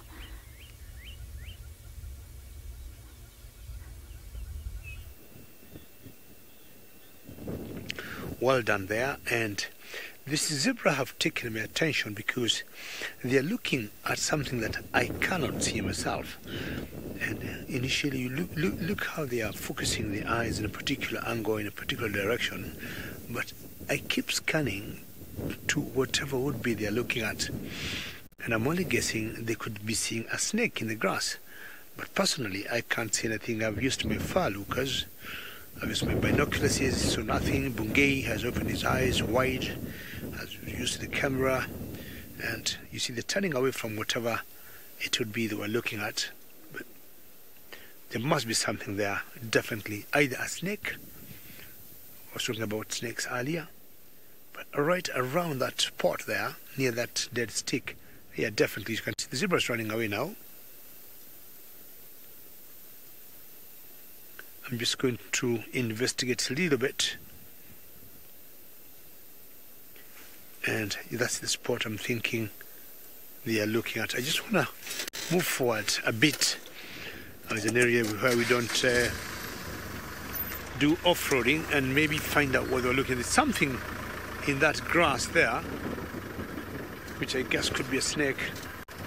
Let me have a quick look. Sometimes these animals will see things that we can't see. Can you see anything there, Bungay? Because that's the spot. They kept looking inside that grass there. And herbivores, you have known them to have pretty good eyes.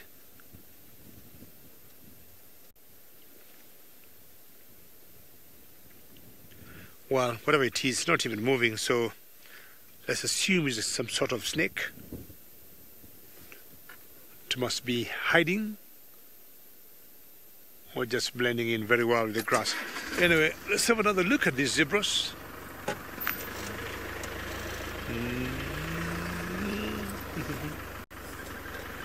I wish you could talk to them and ask them what made them run away there. But they could have distance. Bungay, what do you think of those pigs? Do you think those pigs are too far there? Just enjoying seeing pigs that you have not seen for a long time, and one of the largest groups I've seen of warthogs together. Look at that. This looks like a small school for pigs on the run.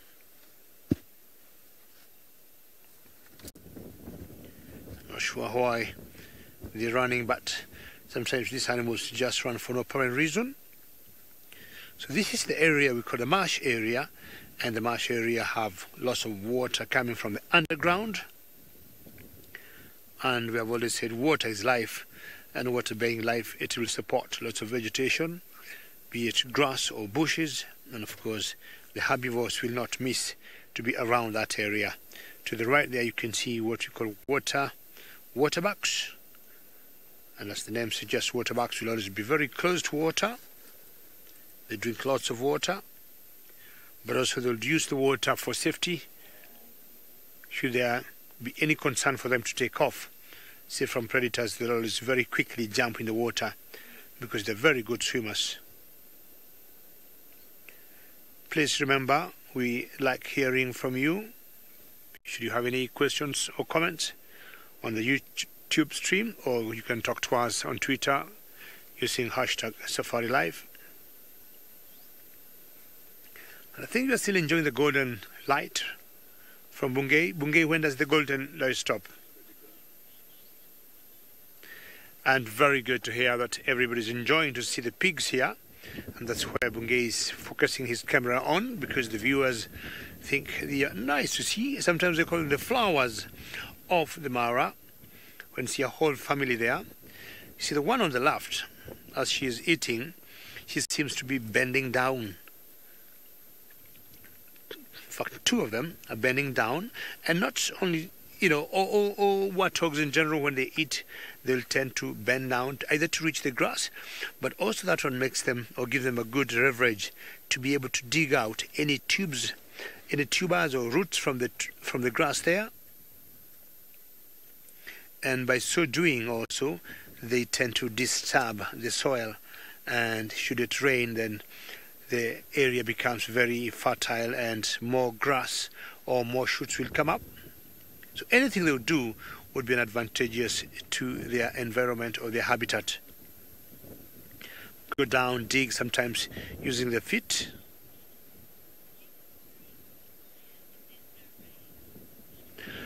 Minamu, very good to hear your name again and to know you're still watching. I'm very happy.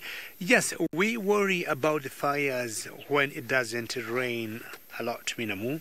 But apparently, maybe unlike where you come from, Minamu, or to other parts of the world, in Africa, rarely we get natural fires. And I'm talking more so in East Africa, here in Kenya. We rarely get natural fires.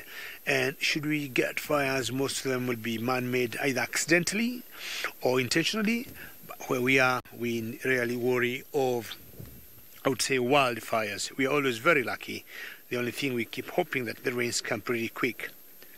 The short range should be on by now, and I do not know what happened. A week ago, they started like every afternoon.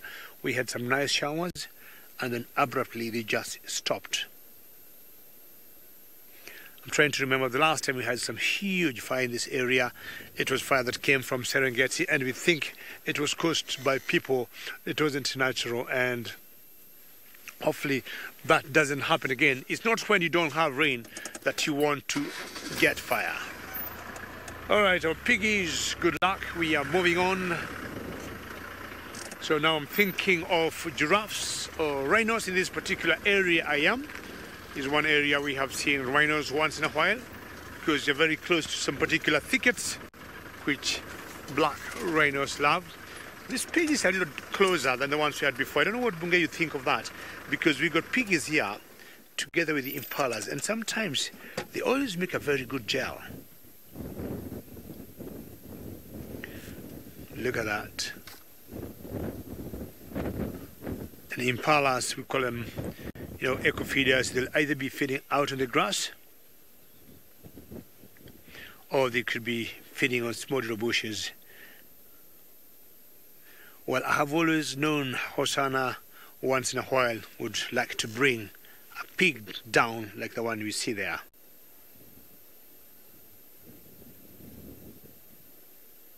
I think that Hosanna probably dreams of catching a pig like that. He's not dreaming anymore, though.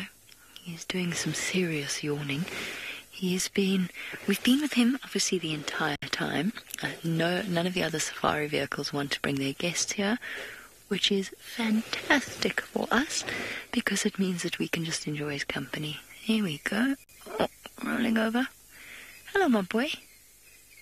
I'm not hiding from you. I'm just crouching because I got uncomfortable. How cool is this?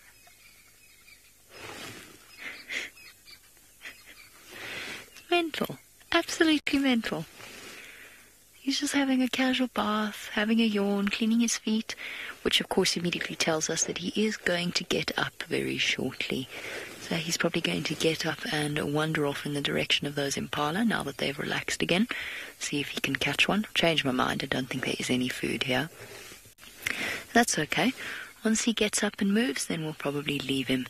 It's one thing sitting with a leopard that's lying down on foot. It's another thing following them through the bush. And they do tend to get a bit uncomfortable. You can only really do it if you're trying to keep track of him for a vehicle. I don't think we're going to keep badgering him. Look how cool this is. I mean, he's washing his face in front of us while we're sitting 40 meters away. Every now and again he just stops to look at us as if to say, huh?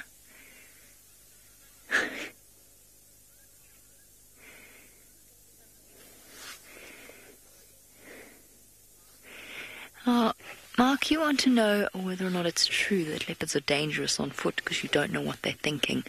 No, let's rephrase that. Most of the time you can read what an animal is thinking, whether it's a leopard, a lion, or an elephant.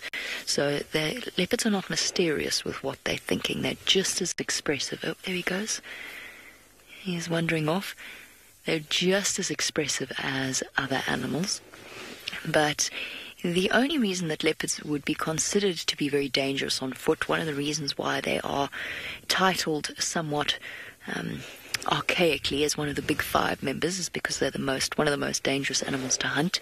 They're fast, they're secretive, and they are very, very well camouflaged. And the result of all of that combined is that on foot you can often get within 10 meters of a leopard and not even notice it until it suddenly feels trapped. And then, in my experience, with every single one of my leopard charges on foot, it's been over before I've even registered that it's happened.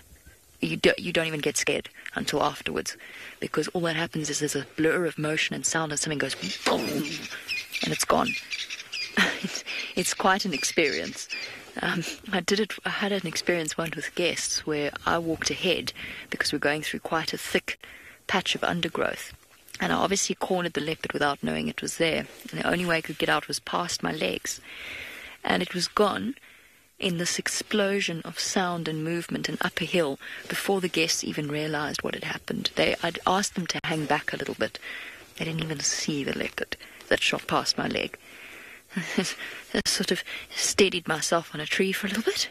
Because, I mean, as macho as lots of people pretend to be, it's scary when that happens. It's rare, but it is scary. But leopards like Osana give us these fantastic opportunities. Okay, now I have to see if I can get up first of all. It's a bit of a struggle. Alright, Osana's moved off. As I said, we're not going to follow him. We're going to go off in search of other things to show you, perhaps do a proper bushwalk.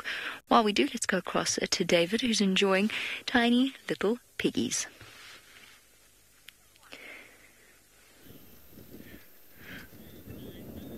Well, I've had some piggies that just took off and went in the bush there. Those ones are running, and I think today I'm doing very well with all these pigs, and that's a big female who have piglets, and they've been on the run for the last 40 seconds, and I do not know what scared them. They just took off running, and they were running with their tails up, and the Lord used the tail as a follow me sign. Should they be concerned of anything? There's a little bird there that I was trying to watch. Maybe go up a little bit, Bungay, up then to the left. Yeah, there, very good. And this is my favorite bird. And this is the lilac-breasted roller. And I'm sure she is not willing to roll there. Yes, and the final control says it's gorgeous. I initially thought it was a kingfisher. I thought it was a grey-headed kingfisher. And I was like, no, she looks a little bit bigger than a kingfisher. And the wind is not giving her any peace. Not sure. To me, I think she's enjoying being swayed by the wind up and down and getting a free ride on that twig she's holding on for her dear life. But most important, being where she is just looking on the ground for food. So as much as she is struggling to yes, and I mean the final control says that looks like a rocking chair or a copy of a kind, and what I guess she's looking on the ground there to see if she could spot an insect or a bit of a kind. And what they do, they stay up there, they look, they watch, and once they spot, say, an insect of any sort, they just fly down, catch it, and come back, maybe either on the same spot or a different spot. If it's a beetle that is maybe very big or hard, or the skeleton is really tough, they'll first try and crush it and slowly just swallow it. This is the national bird of Kenya, and I'm sure it's also a national bird to many other countries in Africa, including Botswana. I've always thought this bird is the most photographed, depending on where you are in Africa. I think this bird has been the most photographed bird in Africa. Very well celebrated for so many number of reasons. Number one, to me, it has some wonderful combination of colors, 5, 6, 7 different types of colors, and one of them is the lilac, as you can see on the breast there, which also gives it its name. And other reason why I think she is very celebrated is how she rolls in the air as she keeps mating. So it goes the lilac, the blue that you can see, it has green in it, it has white, it has black, it has green, quite a number of colors. And in flight, you really enjoy. Now what she's doing now is just looking. She has to be sure that there's something tangible, something worth her flight down, and not chance. Unlike bee-eaters that will always hawk in the air as they feed, the rollers have to be sure, and once in a while they'll catch something in flight, but generally they'll always go down. And the main diet, I've noticed, is any crawling insect, any flies, but also they'll get grasshoppers too. Daniel, good question. Do they migrate? These particular ones do not, Daniel, but we got another type of roller that we call the Eurasian rollers, and the Eurasian rollers will always migrate. So this particular one, the lilac-breasted, does not migrate, but the Eurasians will migrate, go all the way to Europe, and then they'll always come back after they go, I would guess, to do a bit of breeding. I want to see if I can get my birds book here and see whether we can have the roller. The roller I'm talking about, the Eurasian roller. Not in this particular one. Still standing there, has not gone anywhere yet.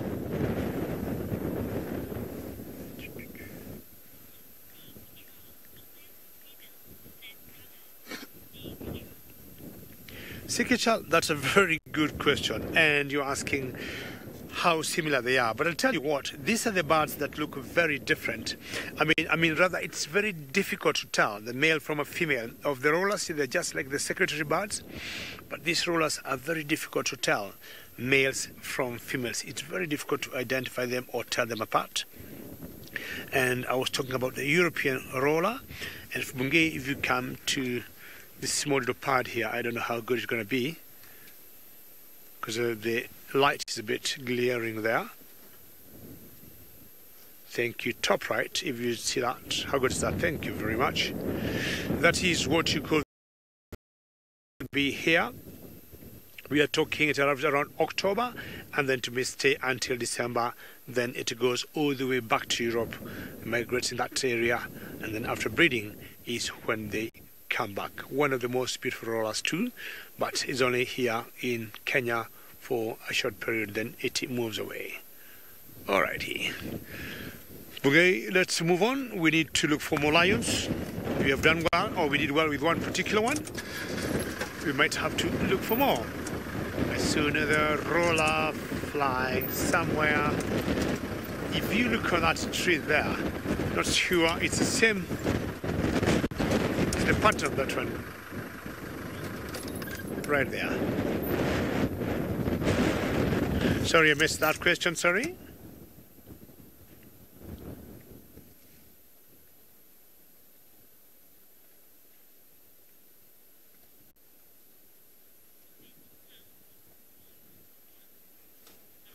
Saks, you're saying beautiful camera work, and I'm sure Bungay has had that, and that she flies down, and you can see when you say beautiful camera work, and you can see what Bungay is exactly doing. Great job he's doing. Well done, Bungay. Excellent. He does a very beautiful work on the camera, and he has been able to catch up with that roller in flight from the tree, and wow, we got both of them now. Excellent. Now, here is the challenge. Chances are these two could be a pair, and I'm talking of a male and a female. And as I got that question earlier, it's tough to tell the difference between the male and the female. And as Em was saying earlier in the final control, maybe they're on a rocking chair and having great time. So one of them has gone to look for food, and the other one has stayed. You can see.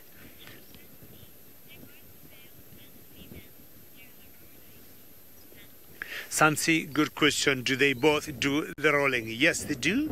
And apparently they met in the air. And that's one of the best things you'll ever see with these rollers. And I guess that's how they got their name. As much as they'll still roll when not mating, they tend to roll more when they're mating. And to be both male and female. And I think that's quite of a science to be able to mate in the air and not falling down like a stone.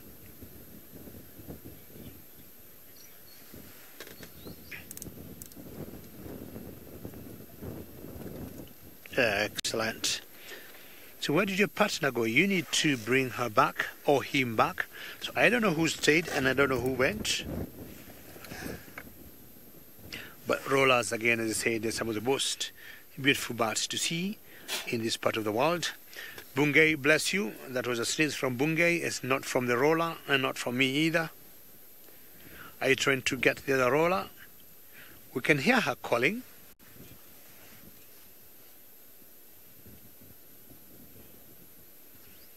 Rosemary said that was too perfect with a pair. And what Rosemary Bungay has done, he has been able to locate the other one where she had gone or where he had gone, and much more clear than the first one that is hiding.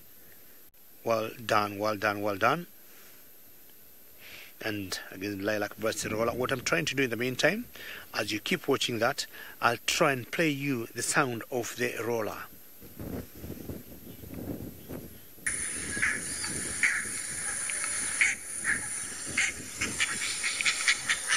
Mita, I'll be with you in 1 second.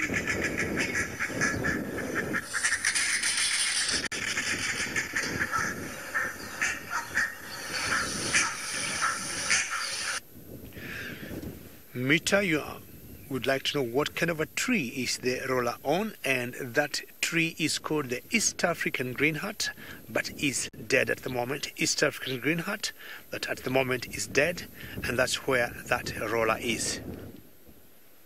I was just trying to play you the call of the roller, and I got to play it again.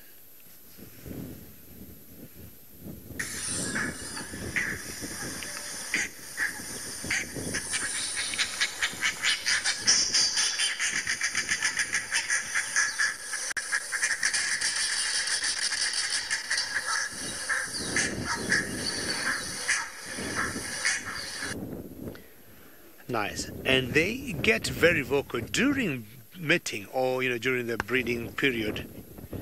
I hope you can hear that. Just trying to imitate me. They become very vocal, and the calls are much loud when they're mating. And I think this one here is calling the other partner. Either she'll come or he'll come, or this one should go where the other one is. Very beautiful bird, I would say, and I hope everybody agrees with me. Again, remember, quite an interactive drive we do. Should you have any questions or any comments, send them through using hashtag SafariLive or the YouTube chat stream. As we move on, right? Bungay, very well done. The viewers are very happy with your camera work. All right, let's see what this edge of the forest will hold. And by coming so close to the edge of the forest, you have animals that will come in and out. Do you see Bungay? Right there? Oh, you see the jackal there?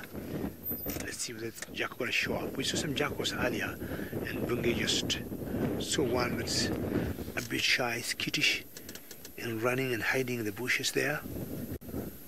There she is. So the black-backed jackal, like what we saw before, remember? Hello. Yes, this is an exciting area. I've not been in this particular area for a very long time, but initially I came here looking for either a black rhino, but I'm seeing, you know, beautiful birds, jackals, pigs. Excellent. Good spotting there, Bungay. If you spot it again, we'll definitely stop and have a look at it carefully. But this we lucky we saw the first pair earlier, which were very stationary and not moving a lot. These big trees, you know, like where we saw the rollers, the trees behind them are also very good for big birds like eagles, and you'll not be surprised maybe if we would see a big eagle as Jamie is looking for a smaller thing. Well, sort of looking for the smaller things. We've actually, because Hassan has moved up in that direction, we're just checking the area that he was in and looking at the marks of a truly panicked impala where they came sprinting through the drainage line. And you can actually see where the hooves have dug deep into the soil and flicked it as they've been running. Obviously this was from when he was chasing them. It's still damp, it's very fresh. It's from when we heard those alarm calls. So he definitely was hunting, and we just want to make sure that there isn't a deceased impala somewhere here. Did a bit of a change of direction here. Long scrapes. I hope he's gone on just a little bit ahead to see if he can find any sign of an impala carcass. Lutu. Nothing. Okay. Alright, we're going to make our way out. I just wanted to make sure to see whether or not it was worth looking for him in this exact spot for this afternoon. But there's definitely no sign of anything. So we're going to make our way out. We might even bump into lions, you know. We still heard those lions, Andre. I don't think we can follow where Herbie is. Where Herbie's walking, or do you think you can? No, we're okay. It's actually not so steep. I thought this was a sheer drop.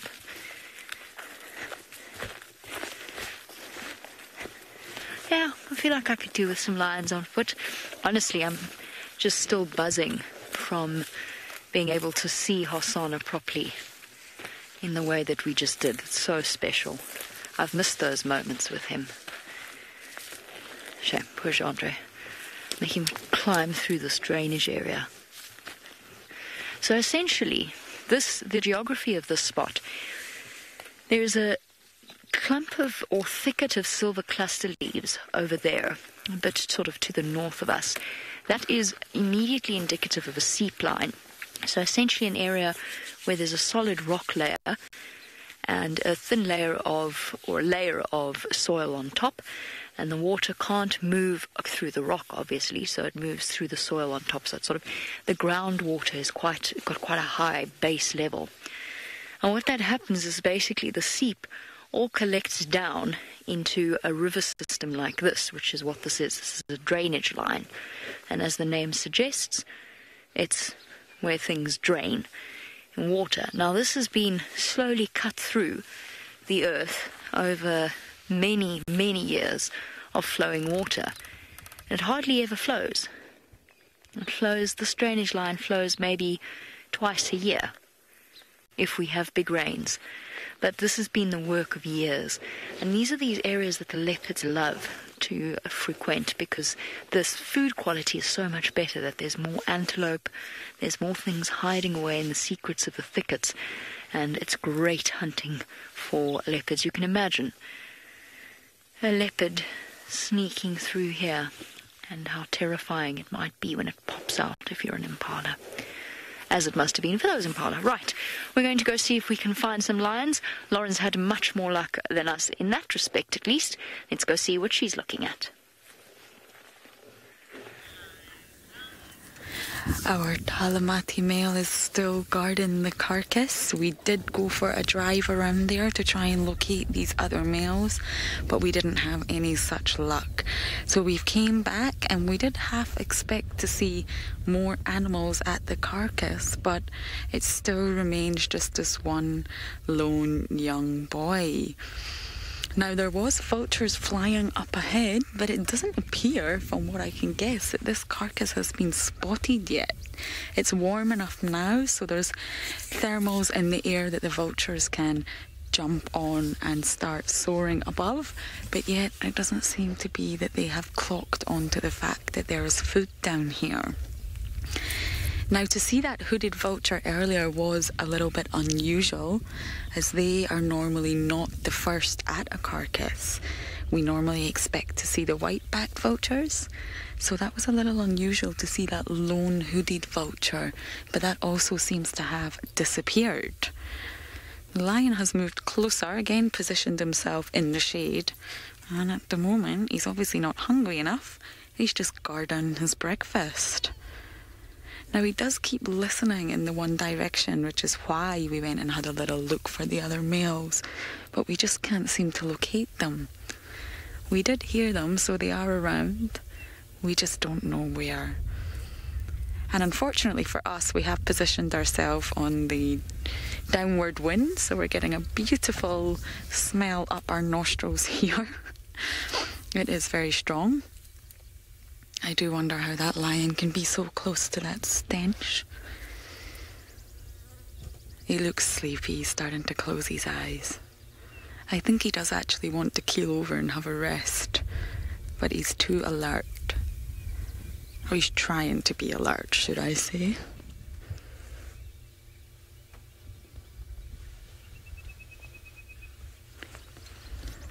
There was some oxpeckers on this wildebeest earlier.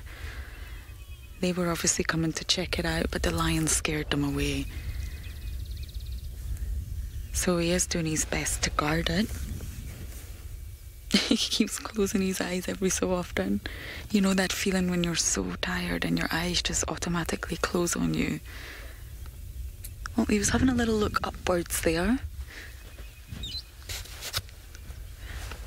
I can't see any vultures at the minute, but yes, we did see many as we were driving by. Yes, Nat, his eyes are beautiful. Let's see if we can get a bit closer to them. That pure amber colour eyes.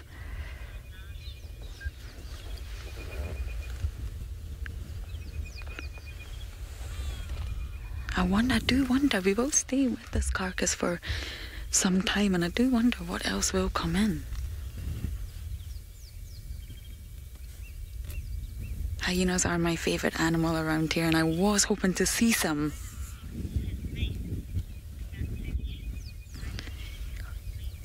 Why doesn't he call his mate? That is an interesting question. He doesn't have a mate at the moment.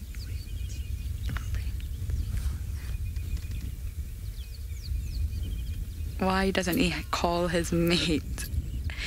You mean friend's mate? Sorry, I thought you meant female mate. I don't know why he's not calling for them. I do believe that he knows these young males are around, so he probably knows their location better than we do. But I'm not sure he needs to call for them. Sorry, I thought you meant mate as in a female mate. And we are hoping that these other boys come to join him. Maybe they've also found something interesting. Maybe they're also having a feed. So we will stay here for a little while and see if this lion does anything more than get a little bit drowsy. But for now, let's go up to David looking at some very interesting birds.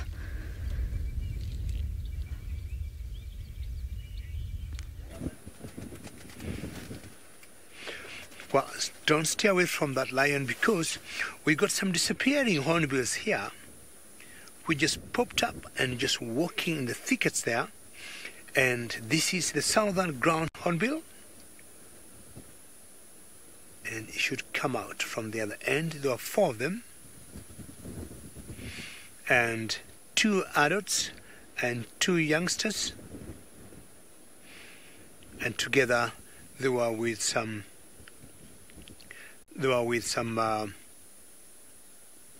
there they are. Very good, very good. There's some baboons. If you look in the background there, you can see the baboons. And these are the olive baboons. Some of the birds that, if you look at the IUCN listing, they are quite endangered at the moment, mainly because of loss of habitat. And there's a lot of logging going on in Africa. And when they nest, they need very big, solid trees, where they'll make, their nests in the holes of these trees. And these trees, if they're cut or brought down because of wood fuel, or for furniture or for construction, is becoming quite a big concern. Some of the largest hornbills that you see, and they spend most of the time on the ground. They must have entered in that gully there. Yes, one of them there. Very good, Bungay. And like a breasted roller, we're wondering how to tell males from females. It's a lot easier to tell these ones apart. That's true.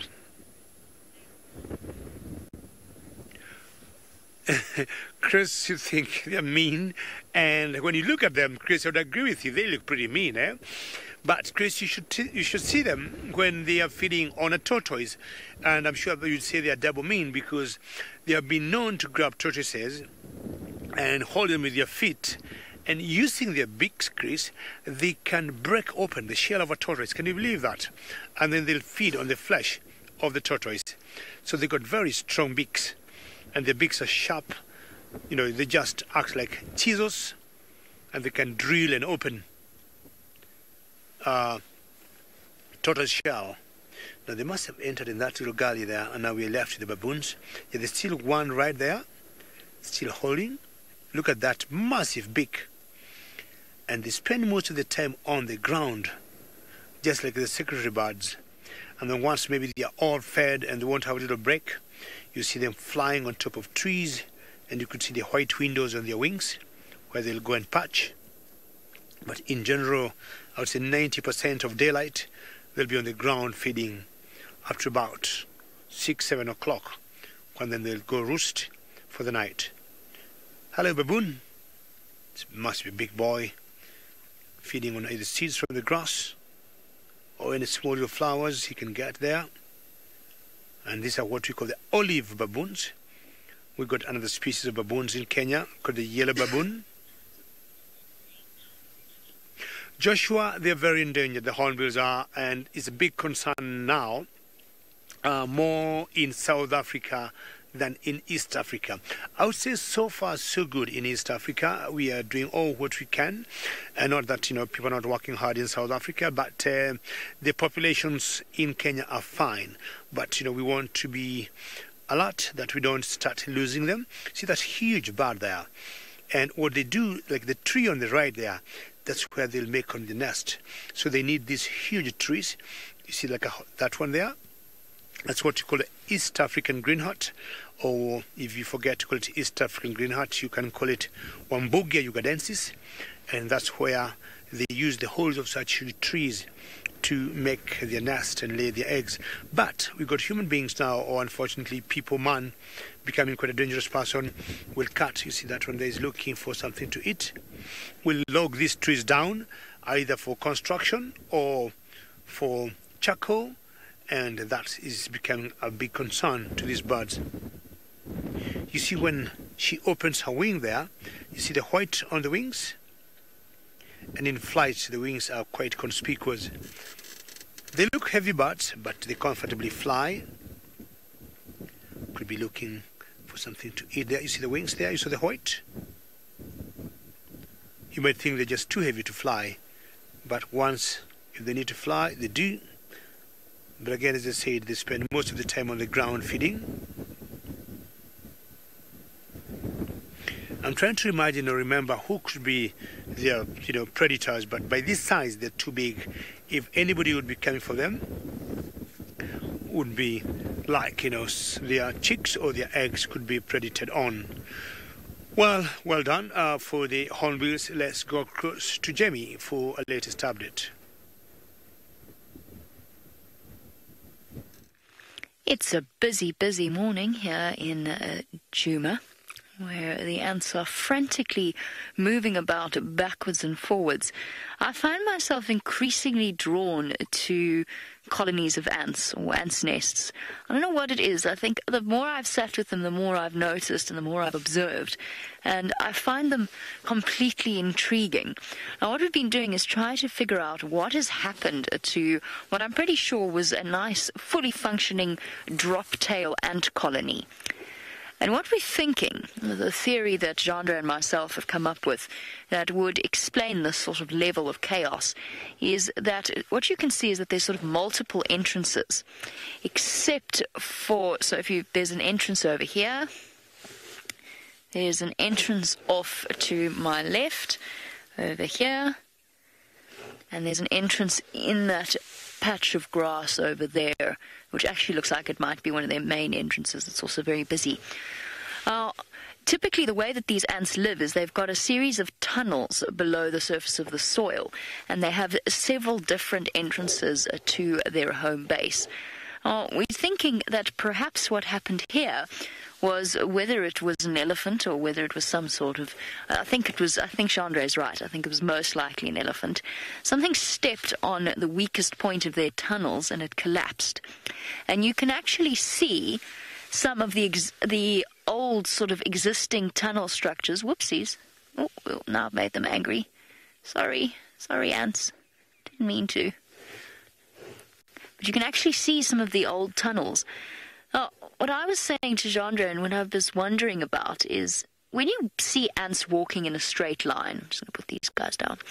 When you see ants walking in a straight line from point A to point B, whether they're going in one direction or another, you can sort of understand how their movement is organized. There's a pheromone trail.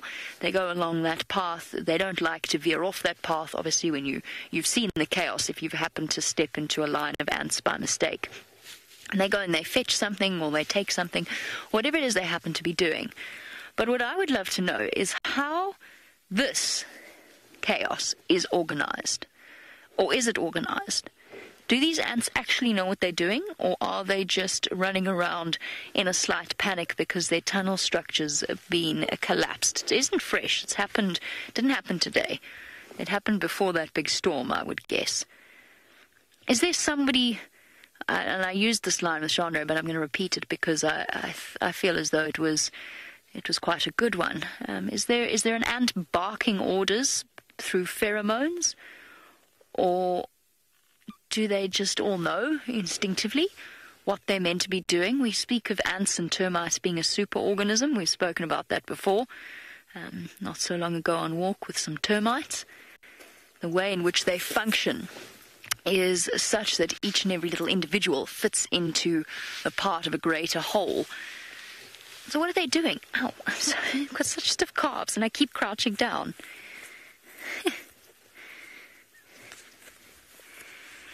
Nature Girl, no, not really. Nature Girl wants to know if they have a nasty bite. They're actually very, very unaggressive. That's not the word I'm looking for. I'm going to use it anyway. They're not... calm, yes, they're quite a calm ant species. There's a species of ant called a pugnacious ant, where if this had been pugnacious ants, it's also, by the way, the main food of pangolins in this area, if this was a pugnacious ant's nest, Chandra and I would be hopping, skipping, jumping, dancing, and probably retreating at high speed, and in fact you might never have seen them at all because I might not have stopped for them, because they are super aggressive, hence the name pugnacious. They are pugnacious to the nth degree, and they'll attach themselves to every piece of available skin. These guys are not actually very aggressive at all. And while I've been standing here, not one has attempted to climb my legs or onto my shoes. They've largely left me in peace. And if they do bite, which is rare, it's not sore. It's really not painful. Compared to something like a soldier termite or a siafu, the safari ants of Kenya, it's not a nasty bite. I mean, it would make you slap your leg or wherever it bit you and sort of shake it off. But they're not big, powerfully jawed ants. Shame. I think they've been thrown into chaos here. I'm not sure that there is order to this madness. I mean, if you go further afield, I don't want to step and make things worse.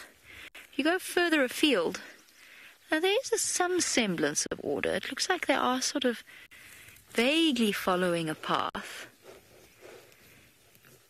I think they've been thrown. I mean, none of them are carrying anything. Well, one of them is carrying food. Well, I think one was carrying food, but really, none of them are. Oh, wait, hold on. There we go. We've got some actual activity. Look, we've got 2 ants carrying a blade of grass. Yeah, sorry. Yeah, can't you see the 2 ants? Those 2 specific ants. Here he goes, over here. Now it's just 1 ant carrying a blade of grass. Why? Whoop! Oh, you bowled your friend over. Pivot. Now what? Oh, pulling back. What are you doing? Ah, I see. Backing in. I see. Oh, joined by members of the crew, and down it goes, and boop, gone. Cool. Right, so in this entire workforce, there is 1 ant who's doing something productive, which I think describes everyone's group project anywhere in the entire world that they've ever done. 1 ant who contributed. No, I'm sorry, 2 ants.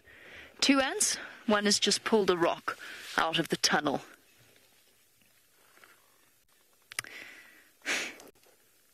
Right, we've got 2 functional members of this team. The rest of you are slackers, and you are freeloaders, and I am unnecessarily offended due to past experience of group projects.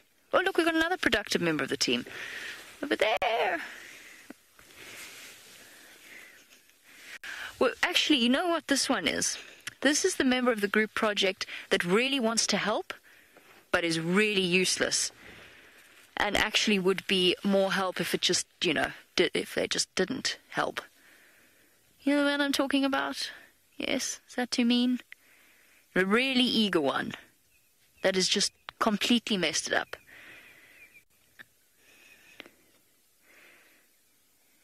Oh, the one that tries really hard. The ant is trying really, really hard.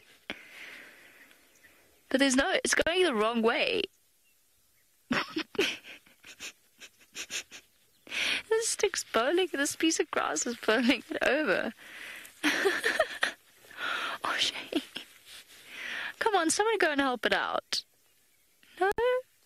Just gonna leave this poor thing. No, you're going the wrong way.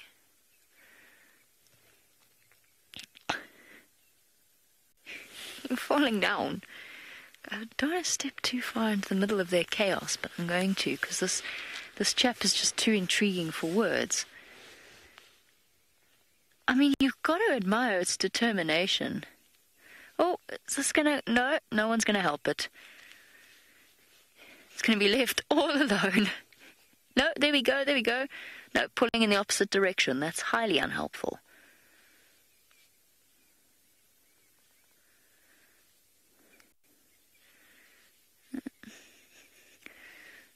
So that other ant is the group project member who criticizes everyone and everyone's work, but does actually not contribute anything.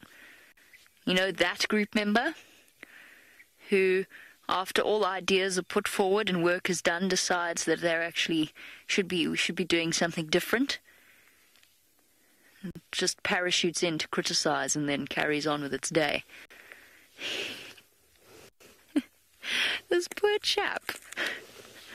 I feel so sorry for it. It's gone completely the wrong way.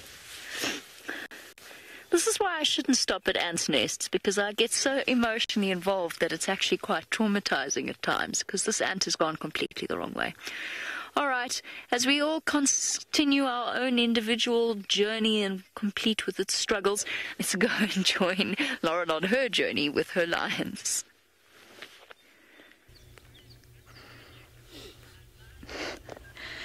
My journey is still very stationary here, and the update on the situation is not very much.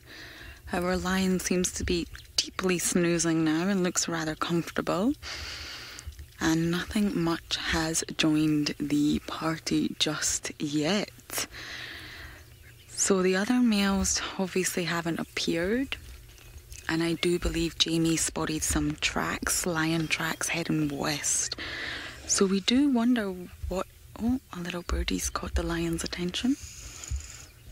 Just landed on the tree.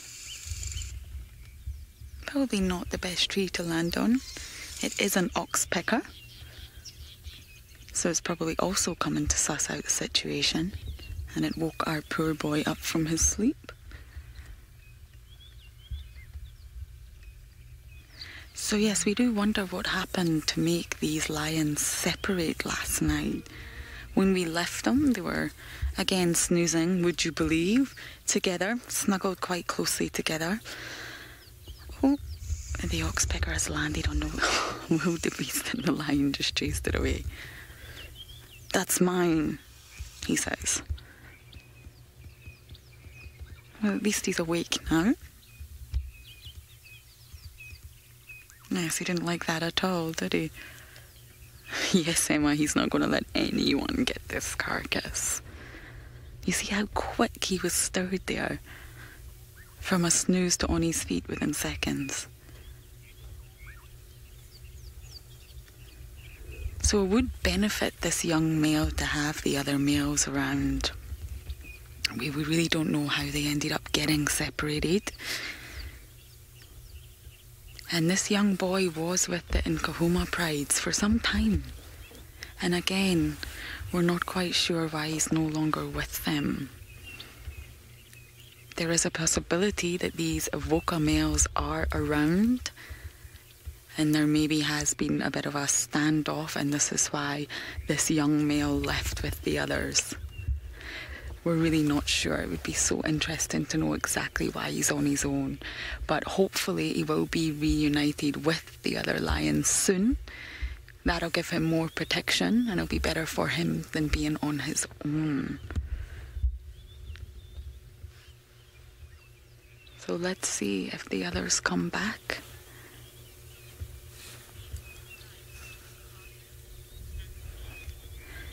Will the oxpecker feed off the blood of a carcass? Yes, I believe it will.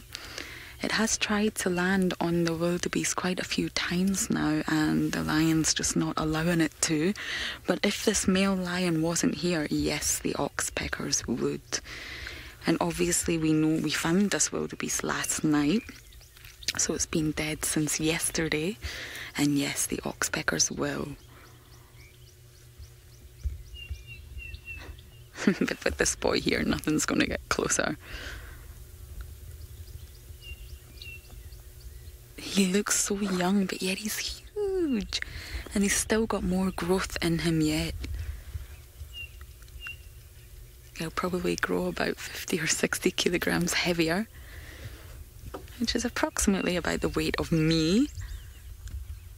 So he's generally going to get a lot bigger, and I would imagine that mane will grow and get longer and thicker. So he's still a teenager, if you like. And it would definitely benefit for him not to be alone. Where have your friends gone?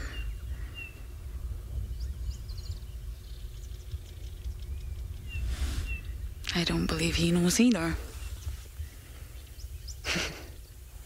Look at that sleepy face.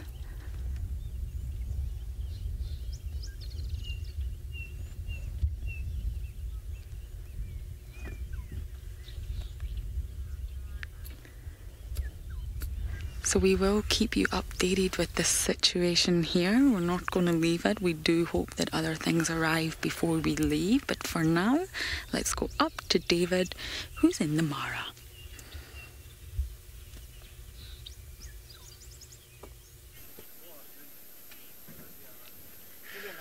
Well, hopefully those lions will not go very far, but I'm seeing something that to me looks like a hippo in that kind of position, which is quite unusual. And it's a hippopotamus just wallowing there and blending in so well. I initially thought it was a rock, but it's a hippopotamus, and simply because it's cool on its belly, it might want to stay there for quite some time. Yeah, and I mean, the friend of control says it looks like rock. It is blending so well, and it's quite unusual. I mean, once in a while, you'll see the hippos out of the water, not when it has warmed up like this, but it's very funny, the position she is in. And so long as she remains cool there, she might stay there for a long time. Mike, great comment. Is he stuck? Definitely not. These hippos are very clever. The whole idea is to keep cool. And I'm sure, Mike, we know hippos do not have sweat glands like, you know, most of the other animals. But this particular one here, because it's a bit warm, and in that mud, I would say still wet and cool, he'd want to stay there for quite some time just to cool off. If we would have been stuck, we could tell. And apparently, Mike, when they get stuck, you'll get lions watching and they could tell, okay, that could be an easy meal. So definitely he is not stuck, but the whole idea is to cool off. And he looks quite a big male there. My guess he's a male, because if it was a youngster, we would think maybe he has been shown the door by the dominant males in the herd, and because he's still pretty young, he's still pretty big. That's why he is on his own there. You'd easily miss him because of how he is blending in. Jambo Hippo, what are you up to there? Well, the river is not very far from where he is. And I'm sure he'll keep there as long as it will take to stay cool. That's quite a position. And me and Bungay, we were almost like having a little go for each other. No, it's a hippo. No, it's not. No, it's a hippo. No, it's not, you know. And if anything would happen, there's some small little stream not far from where he is, where he could easily run and hide and just keep cool, because that's the number one safety when things go wrong out on the land. Well, we'll keep moving on, and that was quite a position to see the hippo, as much as the wind now is picking up. And when wind picks up like that in the morning, it's always a sign of some rain. Okay. No more lions this morning, Bungay. We only saw that one female and that was it. What's that? Well, let's keep going. Are you seeing another roller on that little bush there? Caroline hippos do not like the sun, but it's not as hot, Caroline, at the moment. And what will happen, if it gets pretty hot, he will be out of that place and get in the water. Caroline hippos get lots of sunburn, and that's not good for them, because a hippo without water for a long time, or without, you know, keeping its temperatures down, will easily die. They need the water so badly just to keep cool. And you can see Bungay trying to follow that roller as much as the roller is trying to play hide and seek. And a hippo staying way out of the water. Definitely the sunburn is not healthy for it. What did you spot there? Good, some herons. Well done. Seems to me like the black-headed heron. See the amount of wind, how it has picked up very quickly at the moment, eh? And the two of them. And they'll be not very far from where the hippo is. Herons being known to feed on any invertebrates in water, frogs, fish. worms, any organisms that should be living in the water. That's what they tend to feed on. So they'll just perch there for some time and see if this hippo will move away and jump in the water or in that little area where the hippo is. But at the moment the hippo is just so huge it has taken the whole space. You can see one heron there also enjoying the balance of the wind.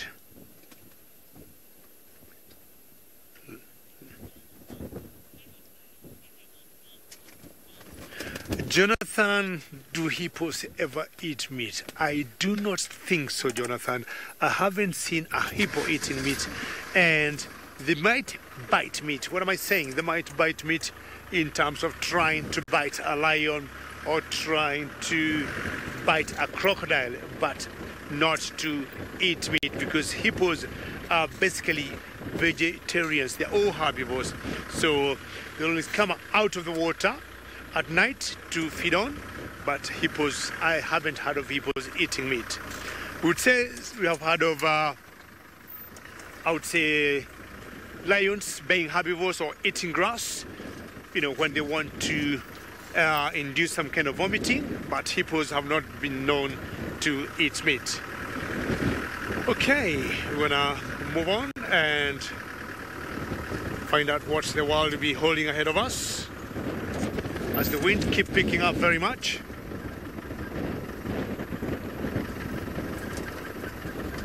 Not much in this area. I think I better keep the direction I was going before. We could be having better fortune.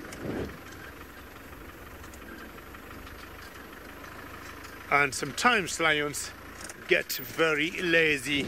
Let's find out whether it is true for Lawrence lions.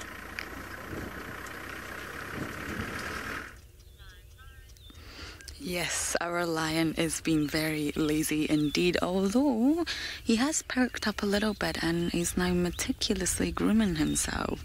He's been doing this for a few minutes now, mainly on his paws and his front legs. He's doing it very, very carefully. Lions are great groomers. They take a lot of care in grooming themselves, but other than that, the situation does remain unchanged. Every time we think something else is coming in, it doesn't. This lion is obviously standing his guard very well. And I do wonder when he'll go back to have more. His belly is still bulging, of course. But surely he's not going to leave it for too long.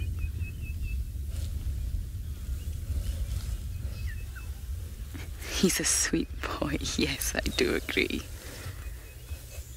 Now, normally this grooming behaviour, if the lion was in a pride, is normally very contagious. Once one lion starts grooming, they all start grooming. But our boys... Oh, wow, that's remarkably flexible. Oh, he's twisted his neck right round to groom on his back and shoulder area and stomach. Yes, he's really going for it. I imagine he'll spend quite some time doing this.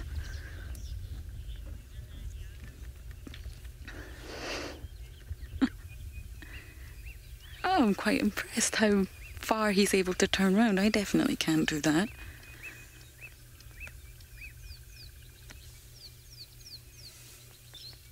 So we may take a little look around in a bit to see if we can spot the other lions. They have to be around here somewhere. And it doesn't look like our boy here is going to go very far. He won't leave this carcass anytime soon. If he's chasing away the oxpeckers just now, I imagine he's getting ready to chase away bigger things. Oh! Now he's grooming his chest. What a good ability he has to do that. Imagine if we had to clean ourselves in this way. Jumping in a shower is definitely the easier option.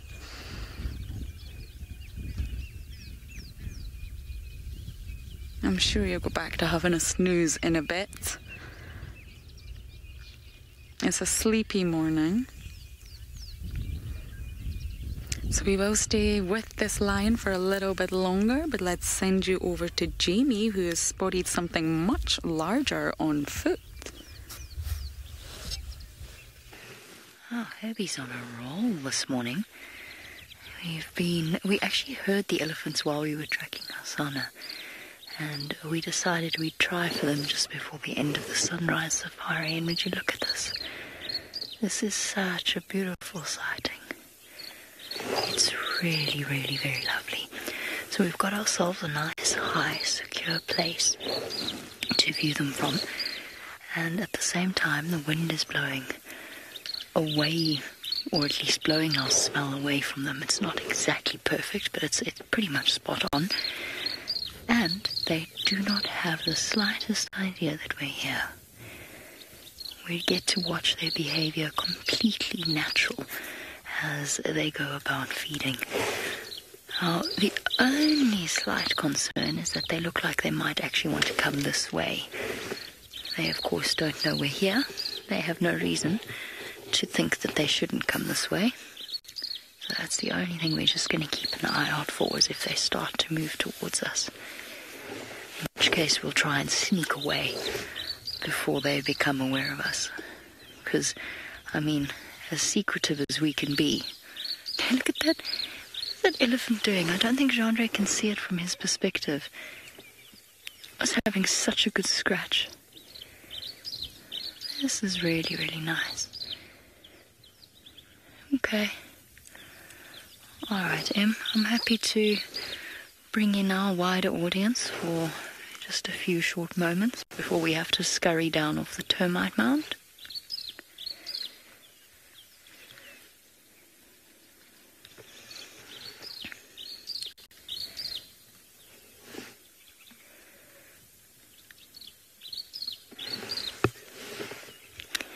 This has really been an absolutely phenomenal morning. I spent about an hour with a leopard on foot about 30 minutes ago, and now we're sitting with a herd of elephants around about 70 or so meters from us. Now, what you're watching is happening right here and right now on Djuma Private Game Reserve, which is in the Greater Kruger National Park area of South Africa. My name is Jamie. Behind the camera is Jean-Ray, and we are standing on a termite mound watching a herd of elephants that has absolutely no idea that we are here. The wind was blowing the sound and the scent of us away from the elephants a moment ago. It's actually gone very, very still now. But you'll notice that I'm speaking softly but not whispering. They haven't heard me. They're still perfectly relaxed and behaving entirely naturally. And of course, that's what we aim to do when we're out on foot with animals like this, is we try to make sure that their natural behavior is not affected in any way. Obviously, there are times where it's very difficult to do that. Sometimes the animals take us by surprise. But then we get moments like this that are just so beautifully peaceful.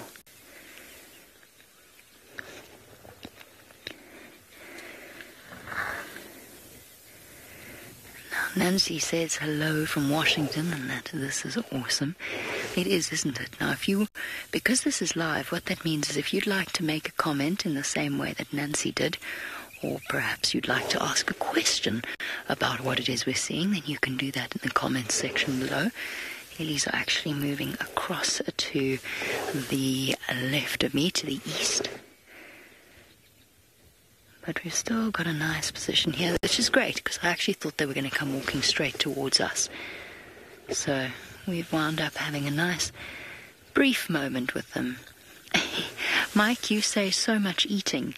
I know, absolutely, Mike. Obviously, an animal the size of an elephant has to sustain its massive bulk, and to do that, it needs to eat for around about 22 hours every single day. So that's sort of constant feeding. That combined with a very... one of them just went quite still. Just checking to see it hasn't seen me. Definitely heard something. Was aware of something. Now that constant eating is obviously to maintain their size, and at the same time is a product of their digestive system, which is very, very rapid. So they eat and then defecate out very quickly. It's only partially digested, so around about a third of what they eat is defecated out.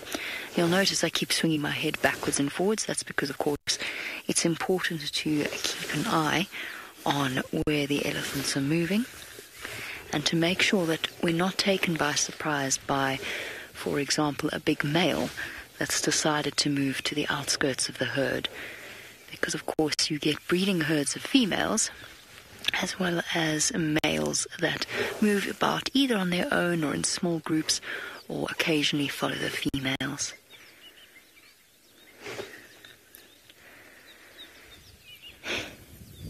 Mary, it's funny that you should say that because I actually just watched an elephant doing exactly that. Mary wants to know how an elephant scratches an itch on its back or the top of its head or behind its neck. It makes its way towards a suitable tree with a nice low-hanging branch, and it scrapes its skin up against the rough bark. And in that way they can get to pretty much anywhere that they want to scratch. Sometimes you can actually see an elephant scratching behind its ear. It's hilarious to watch. It's very, very cool.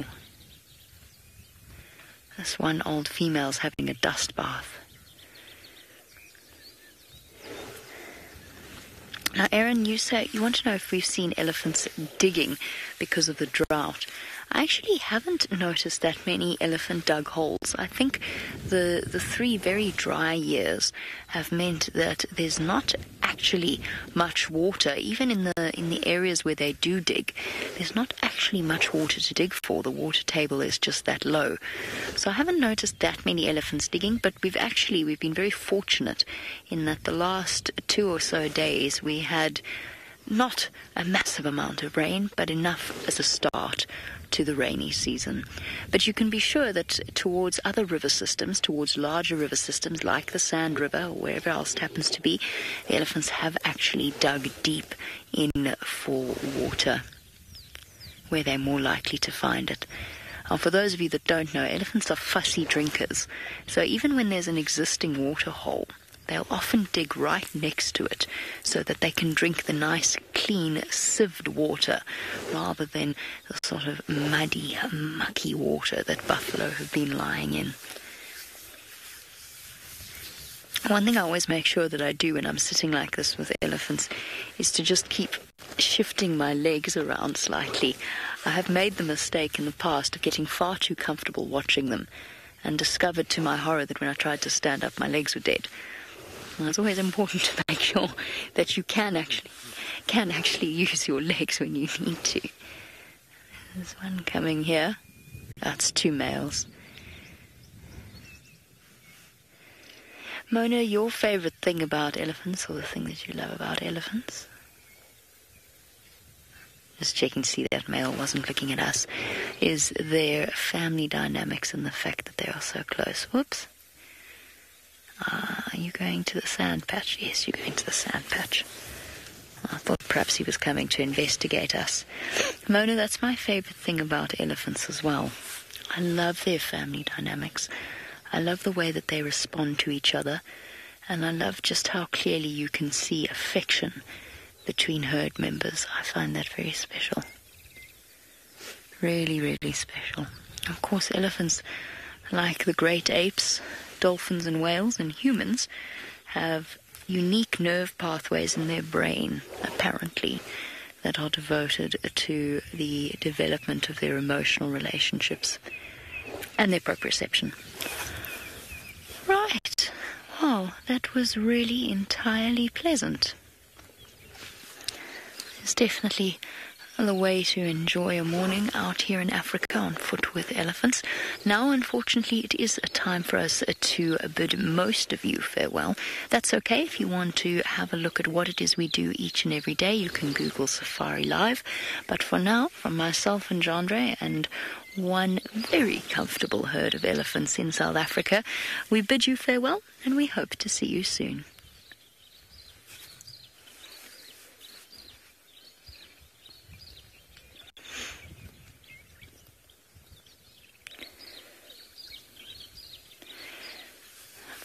Alrighty. unfortunately think it's probably a time for us to depart from these elephants and start moving back towards camp. Otherwise, we'll miss breakfast entirely, and that would be tragic. Let's go to David in the Mara with another big grey thing.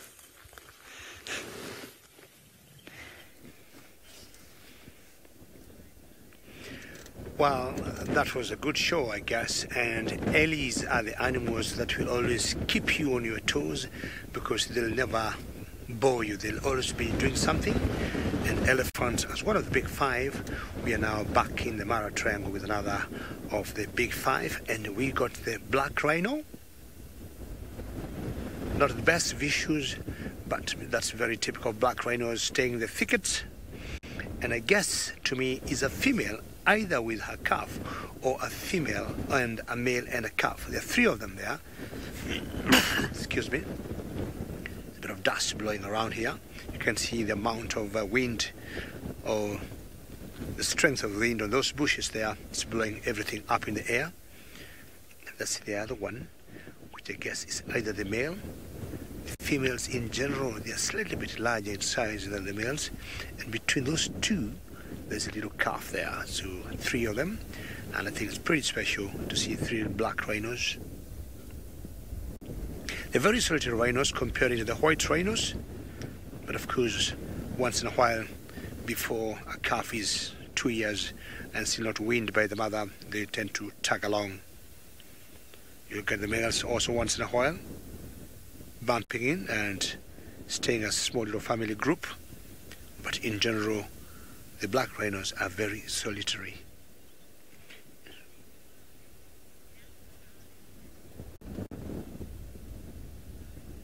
You said that got a mighty horn, and I'll tell you what, in general, females have larger horns than males because males tend to go to the thickets or to the trees and they keep rubbing or digging or trunks of trees, and the horns keep, wearing out, and they're a little shorter than on the females. We also saw all the oxpeckers on top of that rhino. So one way to tell the difference between males and females from the distance or from the bush is to look at the size of the horns. If you see both of them, the females still have larger horns, and males also once in a while they're involved, in small little scuffles, or when they would fight, or when they go digging on the ground also, or when they go marking their territories. You'll see them sometimes rubbing their horns on the ground. Not sure because it's because of the wind or the sun she decided to lay down there. It could be either or both. And definitely the wind becomes quite irritating to this big beast. It's just a small bit of one of them there. I'm not sure that's the horn part or just the back part. Very good, Bungay. Yeah, that's one of them. That's the head. Are you waking up? Yeah, a bit of rise and shine. You have no reason to lay down now. It's still not very hard to me. You can just rise up and move around. And black rhinos and white rhinos, basically the same color. It's got nothing to do with the color of the rhinos. The differences between the two would be the shapes of the mouth.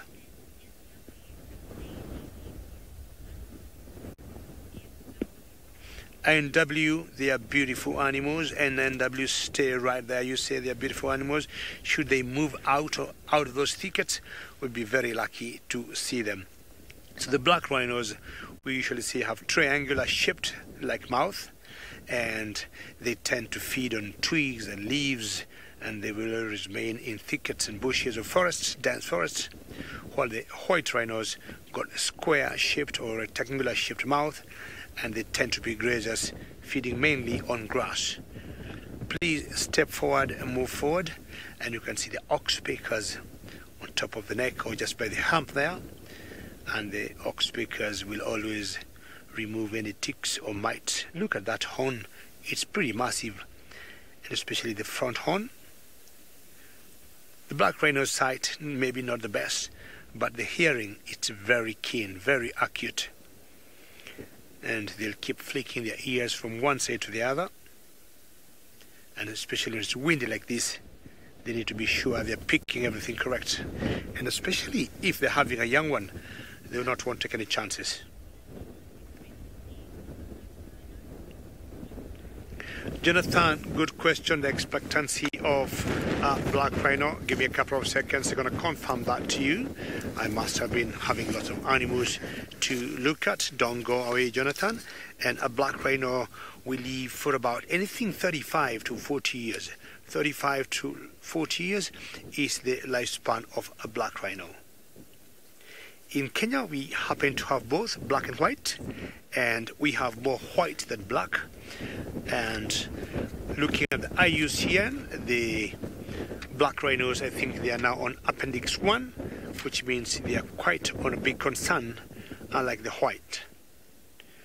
We have had major issues with poaching, which luckily now has been contained, especially in this part of the world. That's the other one moving to the left, which I thought was the male. And between them, there's a calf somewhere.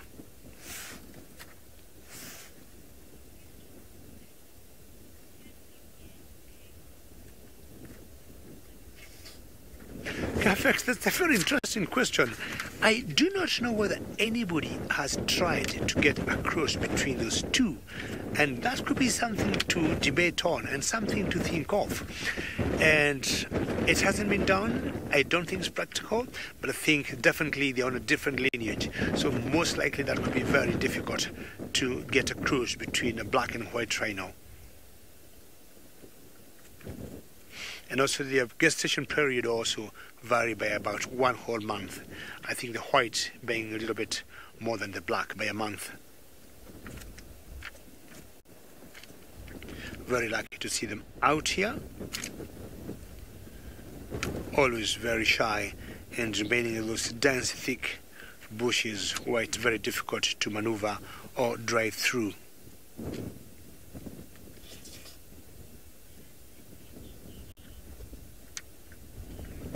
Furthermore, I would say the males will intentionally do that because there are times when we do bushwalks out there and we look and see signage or tree trunks that have been disturbed. On a closer look, we'd always notice it must have been a rhino. And as I said earlier, more so on the males than the females.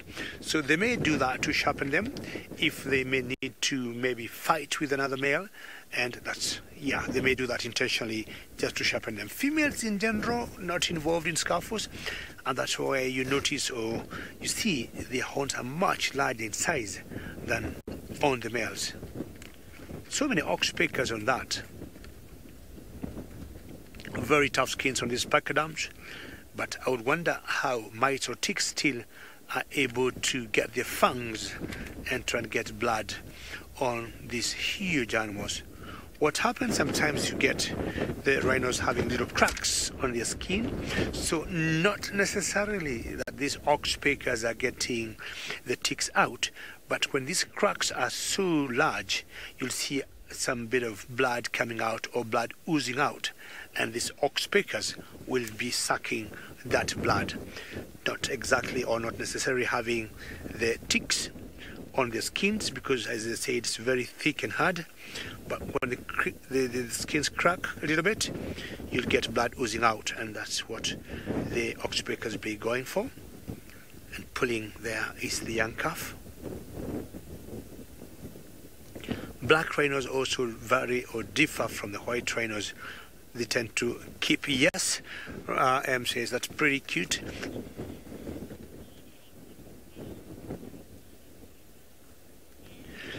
Okay, I haven't seen any confrontation between hippos and rhinos. It's very difficult to see both of them together, and also I don't remember the last time I saw a rhino drinking, but the only confrontation I have seen is between rhinos and lions. Once in a while, lions have been known to be cheeky and try to go and bring down baby rhinos, so that's the only confrontation I've seen. But rhinos and hippos is quite hard. And what rhinos will do, they'll use any water ponds out in the thickets to drink, and very rare for them to go to the river to drink. Look at that massive size of the horn there.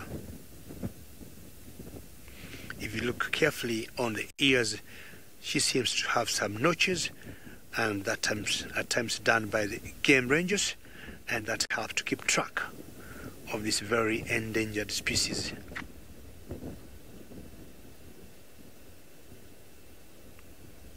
As I said, the vision of the sight not pretty good, but the hearing is very keen. So they will always keep flicking their ears from one side to the other, because they do not see very well, and that, you know, will be for both, or applies to both the black and the white. A little smaller in size than the white rhinos, the blacks, and should they be feeding there, they'll be just grabbing some little plants, or little plants from any small bushes there, like the kipper bush.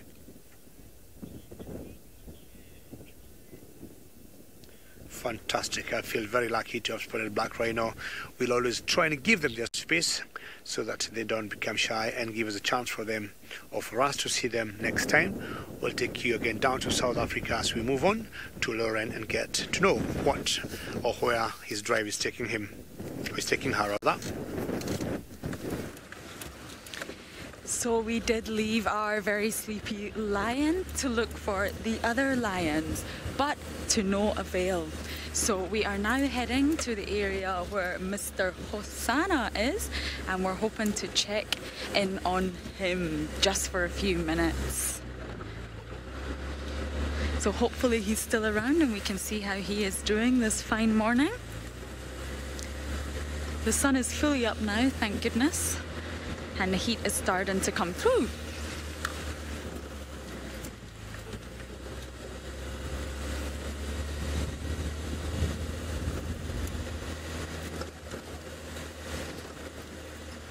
Joshua, great question, and yes they have. We have sighted a few woodland kingfishers already. I was actually hoping to get one on camera for you today, but we did get rather preoccupied with the lions. But yes, they're here and they're beautiful.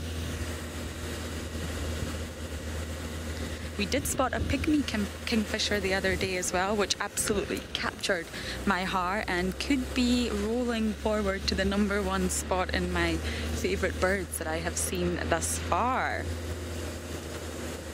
So we're just approaching quarantine, where hopefully Mr. Hosanna is around.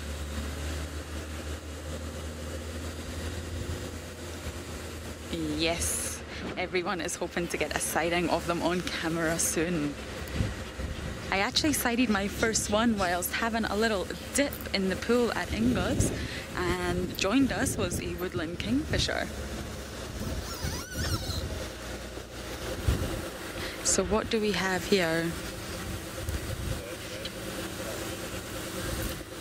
Okay, so while we look for Hosanna here around quarantine, we are going to throw you back up north to a cute little baby rhino with David.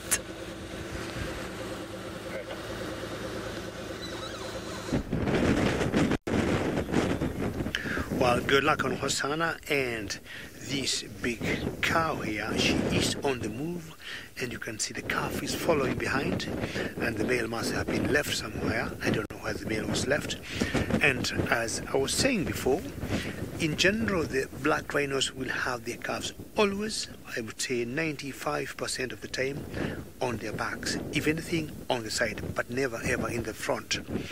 One main reason, they have to make sure their calves are very safe. They face lots of challenges out in the thicket, so the mother, as a pathfinder, has to clear the way for where the baby will follow. So she will stop, investigate, scan, double confirm, all good to go, and tell the baby, keep coming. Whereas the white rhinos, the baby is always either on the side and occasionally in the front. Being grazers, they're always out there, and they can comfortably see what is ahead of them. The oxpeak are still enjoying the ride.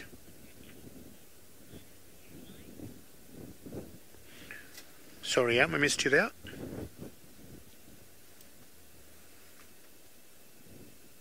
It's very epic to see the mother and the calf just moving there, and I'm getting very excited, and I might request maybe all of you to give me one word.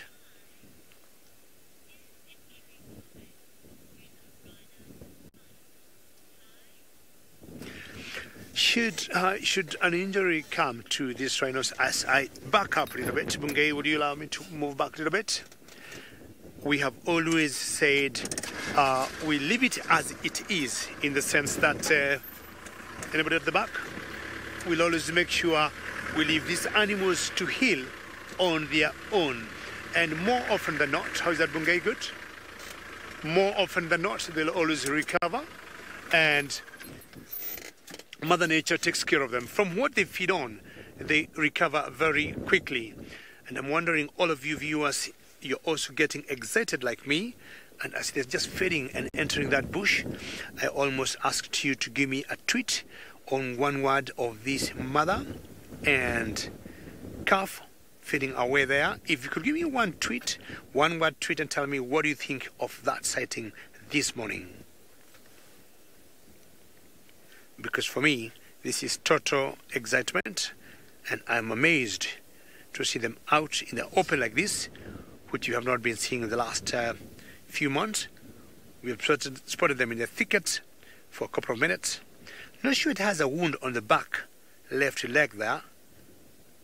It looks like it has a little scar, and sometimes that would happen if it had a confrontation maybe with a male or maybe another female, as much as females don't fight as much as the males.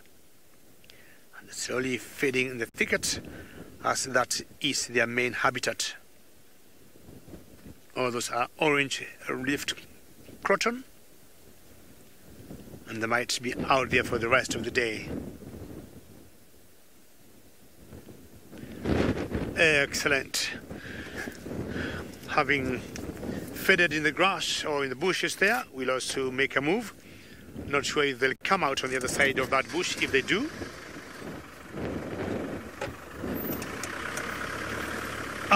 more fast tweet for you. Privileged, thank you very much. That's a good one to use.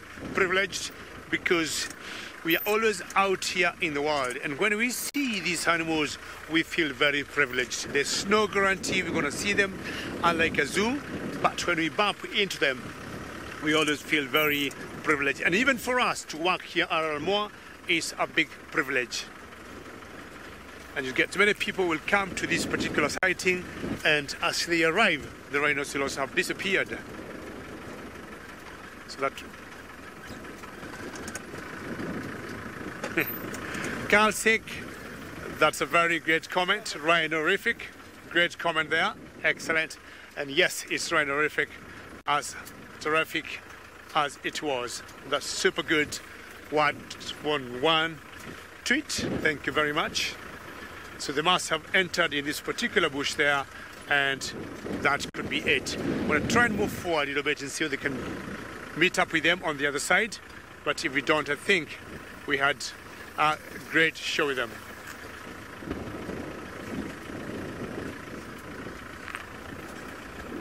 So what we want to do is to keep going a little bit and see if we gonna come out. But even if they don't come out, we might be having something else that will be exciting on the left. That should be the Ellis. What do you think of that, Bungay? Keep going, or is that good for you?